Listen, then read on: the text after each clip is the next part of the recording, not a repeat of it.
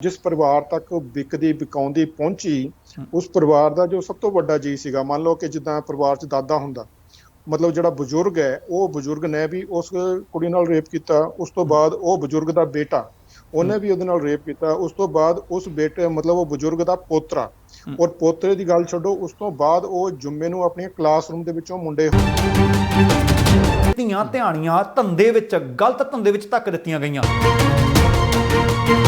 2 ਲੱਖ 3 ਲੱਖ ਰੁਪਏ ਤੇ ਉਹ ਵੇਚ ਦਿੱਤਾ ਜਾਂਦਾ ਹੈ। ਆਲਮੋਸਟ ਸਾਰੇ ਸੁੱਤੇ ਹੁੰਦੇ ਨੇ ਦੁਪਹਿਰ ਨੂੰ 3 ਜਾਂ 4 ਵਜੇ, ਜਾਂ ਕਈ ਵਾਰ ਰਾਤ ਨੂੰ ਵੀ।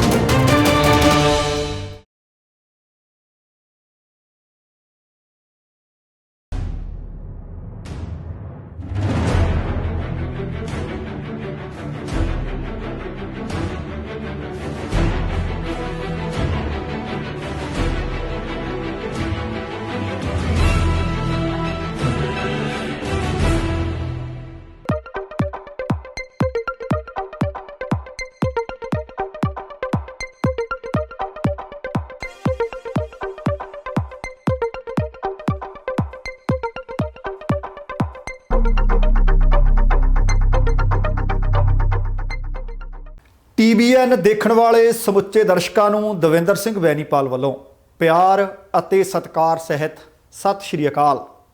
ਦ ਬੈਨੀਪਾਲ ਸ਼ੋਅ ਵਿੱਚ ਤੁਹਾਡਾ ਸਭਨਾਂ ਦਾ ਨਿੱਘਾ ਸਵਾਗਤ। ਦੋਸਤੋ, ਬੀਤੇ ਦਿਨੀ ਕੁਝ ਇੱਕ ਸੁਝਾਅ ਤੁਹਾਡੇ ਵੱਲੋਂ ਆਏ ਸੀ। ਇਹ ਆਖ ਸਕਦਾ ਕਿ ਤੁਸੀਂ ਹੁਕਮ ਕੀਤਾ ਸੀ ਕਿ ਦੁਬਈ ਦੇ ਵਿੱਚ, ਅਰਬ ਮੁਲਕਾਂ ਦੇ ਵਿੱਚ ਬਹੁਤ ਸਾਡੀਆਂ ਧੀਆਂ ਧਿਆਣੀਆਂ ਜਾਂਦੀਆਂ ਨੇ। ਕੁਝ ਨੌਜਵਾਨ ਜਾਂਦੇ ਨੇ, ਜਾਂਦੇ ਆ ਮਿਹਨਤ ਕਰਨ, ਕਾਰ ਕਮਾਈਆਂ ਕਰਨ, ਦਸੋਂ ਨੋਹਾਂ ਦੀ ਕਿਰਤ ਕਰਕੇ ਪਿੱਛੇ ਕਰਜ਼ ਚੁੱਕ ਕੇ ਜਿਹੜੇ ਜਾਂਦੇ ਹੈ ਕਿ ਪਰਿਵਾਰਾਂ ਨੂੰ ਸਾਹ ਸੁਖਾਲਾ ਆਵੇਗਾ। ਪਰ ਹੁੰਦਾ ਕੀ ਹੈ, ਮੱਕੜ ਜਾਲ ਵਿੱਚ ਇਸ ਤਰ੍ਹਾਂ ਦੇ ਫਸਦੇ ਆ ਜਾਂ ਫਸਾ ਲਿਆ ਜਾਂਦਾ ਹੈ। ਧੀਆਂ ਨੂੰ ਠੱਗਾਂ ਦੇ ਹੱਥ ਵੇਚ ਦਿੱਤਾ ਜਾਂਦਾ ਹੈ, ਇੱਜ਼ਤਾਂ ਨਿਲਾਮ ਹੋਣ ਲੱਗਦੀਆਂ ਨੇ। ਬਹੁਤ ਸਾਰੇ ਨੌਜਵਾਨ ਗਲਤ ਹੱਥਾਂ ਦੇ ਵਿੱਚ ਜਾ ਕੇ ਗਲਤ ਕੰਮਾਂ ਕਾਰਾਂ ਵਿੱਚ ਫਸ ਜਾਂਦੇ ਆ, ਨਰਕ ਵਿੱਚ ਧੱਸ ਜਾਂਦੇ ਆ, ਤੇ ਉਹਨਾਂ ਦਾ ਬਾਲੀ ਵਾਰਸ ਕੋਈ ਨਹੀਂ ਬਣਦਾ। ਦੁਬਾਰਾ ਆਉਣ ਤੇ ਆਉਣ ਕਿਵੇਂ? ਸੋ ਉਹਨਾਂ ਦੇ ਵਾਸਤੇ ਕੁਝ ਇੱਕ ਲੋਕ ਨੇ ਜਿਹੜੇ ਆਪਾਂ ਆਖ ਸਕਦੇ ਹਾਂ ਕਿ ਡੁੱਬ ਨੇ, ਜਿਵੇਂ ਤਿਣਕੇ ਦਾ ਸਹਾਰਾ ਹੁੰਦਾ ਨਾ, ਉਹਨਾਂ ਨੂੰ ਸਹਾਰਾ ਦੇ ਕੇ ਉੱਥੋਂ ਕੱਢਣ ਦੇ ਵਿੱਚ ਕਾਮਯਾਬ ਹੁੰਦੇ ਆ। ਅੱਜ ਤੱਕ ਬਹੁਤ ਸਾਰੇ ਨੌਜਵਾਨਾਂ ਨੂੰ, ਬਹੁਤ ਸਾਰੀਆਂ ਧੀਆਂ ਧਿਆਣੀਆਂ ਨੂੰ ਦੁਬਾਰਾ ਪਰਿਵਾਰਾਂ ਦੇ ਨਾਲ ਮਿਲਾਉਣ ਦੇ ਵਿੱਚ ਕਾਮਯਾਬ ਰਹੇ ਨੇ। ਹਰਨੇਕ ਰੰਧਾਵਾ ਹੈਲਪਲਾਈਨ ਚਲਾਉਂਦੇ ਨੇ, ਰਹਿੰਦੇ ਕੈਨੇਡਾ ਵਿੱਚ ਨੇ ਪਰ ਅੱਜ ਕੱਲ੍ਹ ਇੰਡੀਆ ਆਏ ਹੋਏ ਨੇ। ਉਹਨਾਂ ਨੇ ਪਹਿਲਾਂ ਵੀ ਇਸ ਤਰ੍ਹਾਂ ਦੇ ਬਹੁਤ ਕਾਰਜ ਨੇਪਰੇ ਚਾੜੇ ਨੇ, ਤੇ ਅੱਜ ਉਚੇਚੇ ਤੌਰ ਤੇ ਤੁਸੀਂ ਆਖਿਆ ਸੀ ਕਿ ਅਰਬ ਮੁਲਕਾਂ ਦੇ ਵਿੱਚ ਫਸੀਆਂ ਧੀਆਂ ਧਿਆਣੀਆਂ ਦੀ ਦਰਦਨਾਕ ਦਾਸਤਾਨ ਦੇ ਉੱਤੇ ਜ਼ਰੂਰ ਚਾਨਣਾ ਪਾਇਓ। ਤੇ ਜਿਹੜੇ ਇਸ ਕੰਮ ਦੇ ਵਿੱਚ ਦਿਨ ਰਾਤ ਇੱਕ ਕਰਕੇ ਲੱਗੀ ਰਹਿੰਦੀ ਹੈ, ਉਹਨਾਂ ਦੇ ਨਾਲ ਗੱਲਬਾਤ ਕਰਾਂਗੇ। ਆਓ ਸਭ ਤੋਂ ਪਹਿਲਾਂ ਹਰਨੇਕ ਰੰਧਾਵਾ ਹੋਰਾਂ ਦੇ ਨਾਲ ਗੱਲਬਾਤ ਕਰੀਏ। ਰੰਧਾਵਾ ਸਾਹਿਬ, ਜੀ ਆਇਆਂ ਨੂੰ, ਸਤਿ ਸ਼੍ਰੀ ਅਕਾਲ ਜੀ। ਸਤਿ ਸ਼੍ਰੀ ਅਕਾਲ ਬੈਨੀਪਾਲ ਸਾਹਿਬ, ਬਹੁਤ ਬਹੁਤ ਧੰਨਵਾਦ ਆਪ ਜੀ ਦਾ, ਤੁਸੀਂ ਟਾਈਮ ਦਿੱਤਾ। ਗੁਰੂ ਮਹਾਰਾਜ ਸਦਾ ਮਿਹਰ ਕਰੇ ਜੀ, ਬਹੁਤ ਬਹੁਤ ਸ਼ੁਕਰੀਆ, ਥੈਂਕ ਯੂ ਜੀ। ਹਮੇਸ਼ਾ ਜੀ ਆਇਆਂ ਨੂੰ ਜੀ। ਰੰਧਾਵਾ ਸਾਹਿਬ, ਬੀਤੇ ਸਮੇਂ ਦੇ ਵਿੱਚ ਵੀ ਆਪਾਂ ਇਸ ਮਸਲੇ ਦੇ ਉੱਤੇ ਜ਼ਿਕਰ ਕਰਦੇ ਰਹੇ ਹਾਂ। ਸਭ ਤੋਂ ਪਹਿਲਾਂ ਮੈਨੂੰ ਇਹ ਦੱਸਿਓ ਕਿ ਕਿੰਨੇ ਕੁ ਵਰ੍ਹੇ ਹੋ ਗਏ ਤੁਹਾਨੂੰ ਰੰਧਾਵਾ ਹੈਲਪਲਾਈਨ ਚਲਾਉਂਦੇ ਨੂੰ, ਤੇ ਕਿੰਨੇ ਕੁ ਪਰਿਵਾਰ ਹੋਣਗੇ ਜਿਨ੍ਹਾਂ ਨੂੰ ਤੁਸੀਂ ਦੁਬਾਰਾ ਇੱਕ ਦੂਸਰੇ ਨਾਲ ਮਿਲਾ ਚੁੱਕੇ ਹੋ? ਬੈਨੀਪਾਲ ਸਾਹਿਬ, ਮੈਂ 2013 ਦੇ ਵਿੱਚ ਕੈਨੇਡਾ ਆਇਆ ਸੀਗਾ as a long hall truck driver Singapore ਤੋਂ, ਔਰ ਕਰੀਬ 2014 ਦੇ ਲਾਸਟ ਦੇ ਵਿੱਚ ਮੈਂ ਹਰਨੇਕ ਰੰਧਾਵਾ ਹੈਲਪਲਾਈਨ ਕੈਨੇਡਾ ਸ਼ੁਰੂ ਕੀਤੀ ਸੀਗੀ। ਔਰ ਅਗਰ ਆਪਾਂ ਟੋਟਲ ਕਰੀਏ ਤਾਂ ਉਹ ਮੋਰ ਦੈਨ 500 ਇਹੋ ਜਿਹੀ ਫੈਮਲੀਜ਼ ਹੈਗੀਆਂ ਨੇ, 500 ਤੋਂ ਜ਼ਿਆਦਾ ਉੱਪਰ ਪਰਿਵਾਰ ਨੇ, ਜਿਹੜੇ ਕਿ ਕਰੀਬ 100 ਤੋਂ ਲੈ ਕੇ 125 ਦੇ ਲਾਗੇ ਕੁੜੀਆਂ ਨੇ, ਔਰ ਬਾਕੀ ਸਾਡੇ ਵੀਰ ਨੇ ਜਿਹੜੇ ਕਿ ਅਰਬ ਮੁਲਕਾਂ 'ਚ ਫਸੇ, ਔਰ ਮਤਲਬ ਜ਼ਿੰਦਗੀ ਦੇ ਬਦਤਰੀਨ ਹਾਲਾਤ ਜਿਹੜੇ ਨੇ ਉਹਨਾਂ ਨੇ ਦੇਖੇ। ਔਰ ਸਾਡਾ ਜਿਹੜਾ ਗਰੁੱਪ ਹੈ ਉਹ 2014 ਦੇ ਐਂਡ ਤੋਂ ਲੈ ਕੇ ਹੁਣ ਤੱਕ ਰੈਸਕਿਊ ਆਪਰੇਸ਼ਨ ਕਰਦਾ ਆ ਰਿਹਾ। ਸੋ ਟੋਟਲ ਜਿਹੜਾ ਹੈ ਉਹ ਕਰੀਬ 300-400 ਜੋ ਸਾਡੇ ਵੀਰ ਤੇ ਭੈਣਾਂ ਨੇ, ਉਹ ਆਲਮੋਸਟ ਇੰਨੇ ਹੈਗੇ। ਰੰਧਾਵਾ ਸਾਹਿਬ, ਇੱਕ ਗੱਲ ਦੀ ਸਮਝ ਨਹੀਂ ਮੈਨੂੰ ਆਉਂਦੀ। ਆਪਾਂ ਵੇਖਦੇ ਹਾਂ ਕਿ ਦਿੱਕਤਾਂ ਬੜੀਆਂ ਆਪਾਂ ਨੂੰ ਨੇ, ਕਿਉਂਕਿ ਇੱਥੇ ਜੇ ਤੁਸੀਂ ਹੁਣ ਵੀ ਟਰੱਕ ਚਲਾਉਂਦੇ ਹੋ ਤੇ ਬਹੁਤ ਔਖੀ ਕਮਾਈ ਕਰਨੀ ਪੈਂਦੀ ਹੈ। ਪਰਿਵਾਰਾਂ ਦੇ ਨਾਲ ਵੀ ਕਨੈਕਸ਼ਨ ਮਸਾਂ ਕਿਤੇ ਬਣਦਾ, ਕਈ ਥਾਵਾਂ ਤਾਂ ਇਸ ਥਾਂ ਵੀ ਕਿ ਕਨੈਕਸ਼ਨ ਹੀ ਨਹੀਂ ਆਉਂਦਾ। ਤੇ ਫਿਰ ਕਿਤੇ ਸਨੋ ਪੈਂਦੀ ਹੈ, ਕਿਤੇ ਫਿਰ ਮੌਸਮ ਖਰਾਬ ਹੈ, ਕਿਤੋਂ ਲੋਡ ਚੱਕਣਾ ਹੈ, ਕਿਤੇ ਲੋਡ ਲਾਉਣਾ ਹੈ, ਕਿਤੋਂ ਲੋਡ ਦੀ ਅਗਲੀ ਕਾਰਵਾਈ ਪਵਾਉਣੀ ਹੈ ਜਾਂ ਪਾਉਣੀ ਹੈ। ਕਿਉਂਕਿ ਤੁਸੀਂ ਸਟੀਅਰਿੰਗ ਤੇ ਵੀ ਬੈਠੇ ਹੋ ਤੇ ਨਾਲ ਇਹ ਹੈਲਪਲਾਈਨ ਵੀ ਚਲਾਉਣੀ ਹੈ, ਤੇ ਫਿਰ ਦਿਨ ਰਾਤ ਦਾ ਫਰਕ, ਫਿਰ ਕਾਨੂੰਨਾਂ ਦਾ ਫਰਕ, ਫਿਰ ਮੁਲਕ ਦਾ ਫਰਕ ਆ। ਇਹ ਸਾਰਾ ਕੁਝ ਮੈਨੇਜ ਕਿਵੇਂ ਹੁੰਦਾ ਹੈ? ਬੈਨੀਪਾਲ ਸਾਹਿਬ, ਐਕਚੁਅਲੀ ਗੱਲ ਇਹ ਹੈ ਕਿ ਇਹਦੇ ਵਿੱਚ ਜੇ ਤੁਹਾਡੇ ਅੰਦਰ ਕਿਸੇ ਦੀ ਦਿਲੋਂ ਮਦਦ ਕਰਨ ਦੀ ਮਨਸ਼ਾ ਹੋਵੇ ਤੇ ਫਿਰ ਸਭ ਕੁਝ ਪੋਸੀਬਲ ਹੋ ਜਾਂਦਾ। ਜਿੱਦਾਂ ਕਿ ਆਪਾਂ ਅਕਸਰ ਖਾਸ ਕਰ ਜਿਹੜੇ ਆਪਾਂ ਲੋਕ ਕੈਨੇਡਾ 'ਚ ਰਹਿੰਦੇ ਆ, ਬਹਾਨਾ ਮਾਰ ਦਿੰਦੇ ਆ ਕਿ ਮੈਂ ਤਾਂ ਬਹੁਤ ਬਿਜ਼ੀ ਹਾਂ। ਤੇ ਮੈਨੂੰ ਲੱਗਦਾ ਹੈ ਕਿ ਡਰਾਈਵਰ ਵਰਗਾ ਵਿਹਲਾ ਬੰਦਾ ਕੋਈ ਨਹੀਂ ਹੁੰਦਾ, ਕਿਉਂਕਿ ਉਹਨੇ 11 ਘੰਟੇ ਸਟੀਅਰਿੰਗ ਫੜ ਕੇ ਬਹਿਣਾ, ਉਹਦੇ ਕੋਲ ਟਾਈਮ ਹੀ ਟਾਈਮ ਹੈ। ਸੋ ਰਹਿ ਗਈ ਗੱਲ ਕਾਨੂੰਨਾਂ ਦੀ, ਸੋ ਅਰਬ ਕੰਟਰੀਆਂ 'ਚ ਆਪਾਂ ਕਾਫੀ ਲੰਬਾ ਅਰਸਾ ਜਿਹੜਾ ਉਹ ਬਤੀਤ ਕੀਤਾ ਹੈ। ਇਸ ਕਰਕੇ ਉਹਨਾਂ ਕੰਟਰੀਆਂ ਦੀ ਸਮਝ ਵੀ ਹੈਗੀ ਹੈ। ਅਰਬੀ ਕਾਫੀ ਲੰਬਾ ਅਰਸਾ ਜੋ ਹੈ ਅਰਬੀ ਬੋਲਦੇ ਵੀ ਰਹੇ ਹਾਂ, ਸੁਣਦੇ ਸਮਝਦੇ ਰਹੇ ਹਾਂ। ਸੋ ਕਾਫੀ ਲੰਬਾ ਜਿਹੜਾ ਅਰਸਾ ਹੈ ਉਹ ਇਹਨਾਂ ਕੰਟਰੀਆਂ ਦੇ ਵਿੱਚ ਇਹਨਾਂ ਲੋਕਾਂ ਦੇ ਨਾਲ ਰਹਿ ਕੇ ਗੁਜ਼ਾਰਿਆ ਹੈ। ਸਨ 2000 ਤੋਂ ਲੈ ਲਓ ਕਰੀਬ 20-21 ਸਾਲ ਤੋਂ ਜੋ ਹੈ ਉਹ ਆਪਾਂ ਇਸ ਖਿੱਤੇ ਦੇ ਵਿੱਚ ਹਾਂ। ਸੋ ਕਾਫੀ ਲੰਬਾ ਅਰਸਾ ਇਸ ਜੋ ਹੈ ਸਾਰੇ ਸਿਸਟਮ ਦੇ ਵਿੱਚ ਰਹੇ ਹਾਂ। ਸੋ ਉਸ ਬਾਰੇ ਕਾਫੀ ਜਾਗਰੂਕਤਾ ਹੈਗੀ ਹੈ। ਔਰ ਜਿਹੜਾ ਟਾਈਮ ਡਿਫਰੈਂਸ ਤੁਸੀਂ ਦੱਸਿਆ ਜਾਂ ਇਹਨੂੰ ਕਿੱਦਾਂ ਕੋਆਰਡੀਨੇਟ ਕਰਦੇ ਆ, ਉਹ ਇਦਾਂ ਹੈ ਕਿ ਜਿਸ ਤਰ੍ਹਾਂ ਹਰ ਕੰਟਰੀ ਦੇ ਵਿੱਚ ਸਾਡਾ ਇੱਕ ਇੱਕ ਗਰੁੱਪ ਹੈ। ਸੋ ਮੰਨ ਲਓ ਕਿ ਜਿਸ ਤਰ੍ਹਾਂ ਕਿਸੇ ਨੂੰ ਸਾਊਦੀ ਅਰਬ ਦੇ ਵਿੱਚ ਜ਼ਰੂਰਤ ਪਈ ਤੇ ਆਪਾਂ ਸਾਊਦੀ ਅਰਬ ਵਾਲਾ ਜਿਹੜਾ ਗਰੁੱਪ ਹੈ ਉਹਨੂੰ ਅੰਗੇਜ ਕਰਦੇ ਹਾਂ, ਉਹਦੀ ਡਿਊਟੀ ਲਗਾਉਂਦੇ ਹਾਂ। ਸੋ ਜਿਸ ਟਾਈਮ ਮੈਂ ਸੋ ਵੀ ਰਿਹਾ, ਮੰਨ ਲਓ USA 'ਚ ਹਾਂ ਔਰ ਦਿਨ ਰਾਤ ਦਾ ਫਰਕ ਹੈ, ਟਰੱਕ ਲੈ ਕੇ ਕਿਤੇ ਗਿਆ ਹੋਇਆ, ਕਿਤੇ ਲੋਡ ਲਾਣਾ, ਕਿਤੋਂ ਲੋਡ ਚੱਕਣਾ, ਲੇਕਿਨ ਉਸ ਦੌਰਾਨ ਵੀ ਤੁਹਾਡੇ ਕੋਲ ਬਹੁਤ ਵਧੀਆ ਟਾਈਮ ਹੁੰਦਾ ਹੈ ਕਿ ਤੁਸੀਂ ਆਪਣੇ ਜਿਹੜੇ ਪਹਿਲਾਂ ਤੁਹਾਡੇ ਗਰੁੱਪ ਮੈਂਬਰਸ ਨੇ ਉਹਨਾਂ ਨਾਲ ਤੁਸੀਂ ਕੋਆਰਡੀਨੇਸ਼ਨ ਕਰਕੇ ਰੱਖੋ ਔਰ ਉਹ ਤੁਹਾਡੇ ਬਿਹਾਫ ਤੇ ਉਹਨਾਂ ਕੰਟਰੀਆਂ ਦੇ ਵਿੱਚ ਜੋ ਹੈ ਉਹ ਰੈਸਕਿਊ ਆਪਰੇਸ਼ਨ ਕਰ ਸਕਣ। ਸੋ ਇੱਕ ਬਹੁਤ ਲੰਬਾ ਜੋ ਹੈ ਉਹ ਇੱਕ ਸਾਡਾ ਪੂਰਾ ਨੈਟਵਰਕ ਹੈ ਸਾਰੀਆਂ ਅਰਬ ਕੰਟਰੀਆਂ ਦੇ ਵਿੱਚ, ਜਿਹਦੇ ਨਾਲ ਅਸੀਂ ਮਿਲ ਕੇ ਇੱਕ ਦੂਜੇ ਨਾਲ ਮੋਢਾ ਜੋੜ ਕੇ ਸਾਰੀਆਂ ਅਰਬ ਕੰਟਰੀਆਂ ਵਾਲੇ ਵੀਰ ਇਸ ਇੱਕ ਕੰਟਰੀ ਦੇ ਜਿਹੜੇ ਮੇਨ ਗਰੁੱਪ ਹੈ, ਲੀਡਰ ਹੈ, ਉਹਦੇ ਨਾਲ ਮੋਢਾ ਜੋੜ ਕੇ ਪੂਰਾ ਜੋ ਹੈ ਉਹ ਕੋਆਰਡੀਨੇਟ ਕਰਕੇ ਕਰਦੇ ਹਾਂ। ਸੋ ਅਗਰ ਮੈਂ ਸੋ ਵੀ ਰਿਹਾ ਉਹਦੇ ਨਾਲ ਕੋਈ ਜ਼ਿਆਦਾ ਫਰਕ ਨਹੀਂ ਪੈਂਦਾ। ਬਾਕੀ ਗੱਲ ਸਾਰੀ ਮਨਸ਼ਾ ਦੀ ਹੈ। ਮੈਂ ਜਿੱਦਾਂ ਕਿਹਾ ਕਿ ਅਗਰ ਤੁਹਾਡੇ ਦਿਲ ਦੀ ਇੱਛਾ ਹੈ ਕਿਸੇ ਦੀ ਮਦਦ ਕਰਨ ਦੀ ਤੇ ਫਿਰ ਤੁਸੀਂ ਟਾਈਮ ਕੱਢ ਲੈਂਦੇ ਹੋ। ਅਦਰਵਾਈਜ਼ ਬੇਸ਼ੱਕ ਤੁਸੀਂ ਸਾਰਾ ਦਿਨ ਵਿਹਲੇ ਪਏ ਰਹੋ ਔਰ ਅਗਰ ਤੁਹਾਨੂੰ ਕੋਈ ਕਾਲ ਕਰਕੇ ਕਹਿੰਦਾ ਕਿ ਮੇਰੀ ਹੈਲਪ ਕਰ ਦਿਓ ਜਾਂ ਮੈਨੂੰ ਗਾਈਡ ਕਰ ਦਿਓ, ਲੋਕ ਤੁਹਾਡੇ ਕੋਲ ਪੈਸਾ ਨਹੀਂ ਮੰਗਦੇ, ਲੋਕ ਸਿਰਫ ਤੁਹਾਡੇ ਕੋਲ ਇਨਫੋਰਮੇਸ਼ਨ ਮੰਗਦੇ ਹੈ, ਤੁਹਾਡੇ ਕੋਲੋਂ ਗਾਈਡੈਂਸ ਮੰਗਦੇ ਹੈ। ਜੋ ਤੁਸੀਂ ਆਪਣੀ ਜ਼ਿੰਦਗੀ ਦੇ ਵਿੱਚ 15 20 25 ਸਾਲ ਲਗਾ ਕੇ ਜੋ ਚੀਜ਼ ਅਰਨ ਕੀਤੀ ਹੈ, ਤੁਸੀਂ ਪੈਸੇ ਨਹੀਂ ਦੇ ਰਹੇ, ਕਿਸੇ ਨੂੰ ਗਾਈਡ ਕਰ ਰਹੇ ਹੋ। ਗਾਈਡ ਕਰਨ ਦਾ ਤਾਂ ਕੋਈ ਪੈਸਾ ਨਹੀਂ ਲੱਗਦਾ। ਸੋ ਇਹ ਜੋ ਅਸੀਂ ਇੰਨੇ ਸਾਲਾਂ ਦੇ ਵਿੱਚ ਨੌਲੇਜ ਇਕੱਠੀ ਕੀਤੀ ਹੈ ਉਹ ਆਪਾਂ ਜਿਹੜੀ ਆ ਉਹ ਆਪਣੇ ਗਰੁੱਪ ਦੇ ਮੈਂਬਰਾਂ ਦੇ ਰਾਹੀਂ ਉਸ ਇਨਫੋਰਮੇਸ਼ਨ ਦਾ ਜੋ ਹੈ ਉਹ ਸਹੀ ਯੂਟਿਲਾਈਜੇਸ਼ਨ ਕਰਦੇ ਹਾਂ ਔਰ ਬਹੁਤ ਧੀਆਂ ਭੈਣਾਂ ਵੀਰਾਂ ਨੂੰ ਅੱਜ ਤੱਕ ਆਪਾਂ ਰੈਸਕਿਊ ਕਰਕੇ ਉਹਨਾਂ ਦੇ ਘਰ-ਬਾਰ ਤੱਕ ਪਹੁੰਚਾ ਚੁੱਕੇ ਹਾਂ। ਰੰਧਾਵਾ ਸਾਹਿਬ, ਇੱਕ ਹੋਰ ਦੱਸਿਓ, ਕੰਮ ਦੀ ਸ਼ੁਰੂਆਤ ਬੜੀ ਔਖੀ ਹੁੰਦੀ ਹੈ, ਖਾਸ ਕਰਕੇ ਜੇ ਪਹਿਲਾਂ ਹੀ ਕੋਈ ਇਸ ਤਰ੍ਹਾਂ ਦਾ ਆਪਾਂ ਆਪਰੇਸ਼ਨ ਕਰਨ ਲੱਗੇ ਹੋਈਏ, ਉਹ 'ਚ ਆਪਾਂ ਨੂੰ ਸਫਲਤਾ ਨਾ ਮਿਲੇ, ਬਹੁਤ ਸਾਰੇ ਲੋਕ ਨੇ ਮਾਯੂਸ ਹੋ ਜਾਂਦੇ, ਟੁੱਟ ਜਾਂਦੇ, ਨਹੀਂ ਯਾਰ ਇਹ ਆਪਣੇ ਵੱਸ ਦਾ ਕੰਮ ਹੀ ਨਹੀਂ, ਸ਼ਾਇਦ ਆਪਾਂ ਇਹ ਕਰ ਹੀ ਨਹੀਂ ਸਕਦੇ। ਕਿਉਂਕਿ ਬਹੁਤ ਸਾਰੇ ਲੋਕ ਹੋਣਗੇ ਜਿਹੜੇ ਇਹੀ ਸੋਚ ਕੇ ਇਸ ਤਰ੍ਹਾਂ ਦੇ ਕੰਮ ਨੂੰ ਹੱਥ ਨਹੀਂ ਪਾਉਂਦੇ ਹੋਣੇ। ਇਹ ਦੱਸਿਓ ਕਿ ਪਹਿਲਾ ਕੇਸ ਕਿਸ ਤਰ੍ਹਾਂ ਦਾ ਸੀ, ਕੀ ਉਹਦੇ ਵਿੱਚ ਸਫਲ ਹੋਏ ਸੀ ਜਾਂ ਦੁਬਾਰਾ ਤੁਹਾਨੂੰ ਉਹਦੇ ਉੱਤੇ ਜ਼ੋਰ ਅਜ਼ਮਾਇਸ਼ ਕਰਨੀ ਪਈ? ਬੈਨੀਪਾਲ ਸਾਹਿਬ, ਅੱਜ ਤੱਕ ਜਿੰਨੇ ਕਿ ਅਸੀਂ ਰੈਸਕਿਊ ਆਪਰੇਸ਼ਨ ਕੀਤੇ ਆ, ਆਲਮੋਸਟ ਅਗਰ ਟੋਟਲ ਲਗਾਈਏ 200-250 ਰੈਸਕਿਊ ਆਪਰੇਸ਼ਨ ਹੋਏ ਨੇ ਸਾਡੇ। ਉਹਦੇ ਵਿੱਚ ਜਿਹੜਾ ਸਾਡਾ ਪਹਿਲਾ ਰੈਸਕਿਊ ਆਪਰੇਸ਼ਨ ਸੀਗਾ ਉਹ ਇੱਕ ਸਾਡੇ ਮਲੇਰਕੋਟਲੇ ਦੀ ਇੱਕ ਮੁਸਲਮਾਨਾਂ ਦੀ ਸਾਡੇ ਭਾਈਚਾਰੇ ਦੀ ਲੜਕੀ ਸੀ। ਉਹ ਪਹਿਲਾ ਜਿਹੜਾ ਰੈਸਕਿਊ ਆਪਰੇਸ਼ਨ ਸੀਗਾ ਉਹ ਸਹੀ ਕੋਆਰਡੀਨੇਸ਼ਨ ਔਰ ਨੈਟਵਰਕ ਦੀ ਜੋ ਹੈ ਉਹ ਲੈਪਸ ਹੋਣ ਕਰਕੇ ਉਹ ਫੇਲ ਹੋਇਆ ਸੀਗਾ। ਅਦਰਵਾਈਜ਼ ਉਸ ਤੋਂ ਬਾਅਦ 2014 ਤੋਂ ਲੈ ਕੇ ਅੱਜ ਤੱਕ ਪਰਮਾਤਮਾ ਦੀ ਕਿਰਪਾ ਨਾਲ ਕਦੇ ਵੀ ਕੋਈ ਵੀ ਜੋ ਹੈ ਉਹ ਜੋ ਰੈਸਕਿਊ ਆਪਰੇਸ਼ਨ ਹੈ ਉਹ ਕਦੇ ਵੀ ਮਤਲਬ ਡਿਰੇਲ ਨਹੀਂ ਹੋਇਆ ਔਰ ਹਮੇਸ਼ਾ ਹੀ ਅਸੀਂ ਮਤਲਬ ਕਈ ਧੀਆਂ ਭੈਣਾਂ ਨੂੰ 500-700 ਕਿਲੋਮੀਟਰ ਤੋਂ ਜਾ ਕੇ ਵੀ ਅਸੀਂ ਰੈਸਕਿਊ ਕਰਕੇ ਲੈ ਕੇ ਆਏ ਹਾਂ, ਬਹੁਤ ਦੂਰ ਡੈਜ਼ਰਟ ਏਰੀਆ ਦੇ ਵਿੱਚੋਂ ਰੈਸਕਿਊ ਕਰਕੇ ਲੈ ਕੇ ਆਏ ਹਾਂ। ਸੋ ਹੁਣ ਜਿਹੜੀ ਟੀਮ ਨੇ, ਜਿਹੜੀਆਂ ਟੀਮਾਂ ਹੈਗੀਆਂ ਨੇ ਅਲੱਗ-ਅਲੱਗ ਕੰਟਰੀਜ਼ ਦੇ ਵਿੱਚ, ਉਹਦੇ ਨਾਲ ਬੈਟਰ ਕੋਆਰਡੀਨੇਸ਼ਨ ਹੈ। ਅੰਬੈਸੀਜ਼ ਨਾਲ ਜੋ ਹੈ ਉਹ ਮਤਲਬ ਟਵਿੱਟਰ ਦੇ ਰਾਹੀਂ ਵਧੀਆ ਕੋਆਰਡੀਨੇਸ਼ਨ ਹੁੰਦਾ ਹੈ ਔਰ ਇਸ ਕਰਕੇ ਜੋ ਹੈ ਹੁਣ ਜੋ ਮਤਲਬ ਫੇਲੀਅਰ ਦਾ ਜੋ ਰੇਸ਼ੋ ਹੈ ਉਹ ਆਲਮੋਸਟ ਹਾਲ ਦੀ ਘੜੀ 0 ਹੈ। ਸਿਰਫ ਅੱਜ ਤੱਕ ਸਿਰਫ ਇੱਕ ਜਿਹੜਾ ਪਹਿਲਾ ਆਪਰੇਸ਼ਨ ਸੀਗਾ ਉਹ ਅਨਸਕਸੈਸਫੁਲ ਹੋਇਆ ਸੀਗਾ, ਕਿਉਂਕਿ ਜਿਸ ਟਾਈਮ ਰੈਸਕਿਊ ਆਪਰੇਸ਼ਨ ਆਪਾਂ ਜਸਟ ਲਾਂਚ ਕੀਤਾ ਉਸ ਟਾਈਮ ਜੋ ਉਹਦਾ ਓਨਰ ਸੀਗਾ, ਓਨਰ ਦੇ ਕਿਸੇ ਰਿਲੇਟਿਵ ਨੇ ਦੇਖ ਲਿਆ ਉਸ ਲੜਕੀ ਨੂੰ ਔਰ ਉਹਨੂੰ ਮਤਲਬ ਦੁਬਾਰਾ ਪੁੱਲ ਕਰਕੇ ਘਰ ਲੈ ਗਏ। ਅਦਰਵਾਈਜ਼ ਉਸ ਤੋਂ ਇਲਾਵਾ ਅੱਜ ਤੱਕ ਕਦੇ ਵੀ ਕੋਈ ਰੈਸਕਿਊ ਆਪਰੇਸ਼ਨ ਪਰਮਾਤਮਾ ਦੀ ਕਿਰਪਾ ਨਾਲ ਫੇਲ ਨਹੀਂ ਹੋਇਆ ਔਰ ਇਹ ਜੋ ਚੀਜ਼ ਹੈ ਇਹ ਮੁਸਲਸਲ ਜਾਰੀ ਹੈ। ਇਸ ਇੱਕ ਪਿਛਲੇ 2 ਹਫ਼ਤਿਆਂ ਦੇ ਅੰਦਰ ਅਸੀਂ 2 ਪੰਜਾਬ ਦੀਆਂ ਧੀਆਂ ਭੈਣਾਂ ਨੂੰ ਰੈਸਕਿਊ ਕਰਕੇ ਅੰਬੈਸੀ ਤੱਕ ਪਹੁੰਚਾਇਆ ਔਰ ਇੱਕ ਵੀਰ ਨੂੰ ਕੱਲ ਜੋ ਬਹੁਤ ਤਗੜਾ ਰੈਸਕਿਊ ਆਪਰੇਸ਼ਨ ਹੋਇਆ ਸੀਗਾ ਉਹ ਅਸੀਂ ਕੱਲ ਵੀਰ ਨੂੰ ਰੈਸਕਿਊ ਕਰਕੇ ਤੇ ਸਾਊਦੀ ਅੰਬੈਸੀ ਦੇ ਵਿੱਚ ਪਹੁੰਚਾਇਆ। ਸਤਿ ਸ਼੍ਰੀ ਅਕਾਲ ਹਰਨੇਕ ਭਾਜੀ, ਮੈਂ ਇੰਡੀਆ ਤੋਂ ਆਈ ਸੀ ਇੱਥੇ ਦੁਬਈ 'ਚ ਕੰਮ ਕਰਨ ਲਈ ਹੈ ਤੇ ਏਜੰਟ ਦੇ ਥਰੂ ਆਈ ਸੀ ਤੇ 7 ਤਰੀਕ ਦੂਸਰਾ ਮਹੀਨਾ 2021 ਨੂੰ ਇੱਥੇ ਆਈ ਸਾਂ ਤੇ ਏਜੰਟ ਦੇ ਥਰੂ ਏਜੰਟ ਮੇਰਾ ਕਹਿੰਦਾ ਸੀ ਕਿ ਮੈਂ ਤੈਨੂੰ ਇੱਥੇ ਸ਼ਾਪਿੰਗ ਮਾਲ 'ਚ ਜਾਂ ਕਿਤੇ ਵੀ ਕਿਸੇ ਤਰ੍ਹਾਂ ਦੇ ਵੀ ਕੰਮ ਮਤਲਬ ਕਿ ਮਾਲ 'ਚ ਲਗਾਵਾਂਗਾ ਪੈਕਿੰਗ ਦੇ ਕੰਮ 'ਚ। ਤੇ ਉਹਨਾਂ ਨੇ ਮੈਨੂੰ ਅਰਬੀ ਫੈਮਿਲੀ 'ਚ ਭੇਜ ਦਿੱਤਾ ਕੰਮ ਕਰਨ ਲਈ।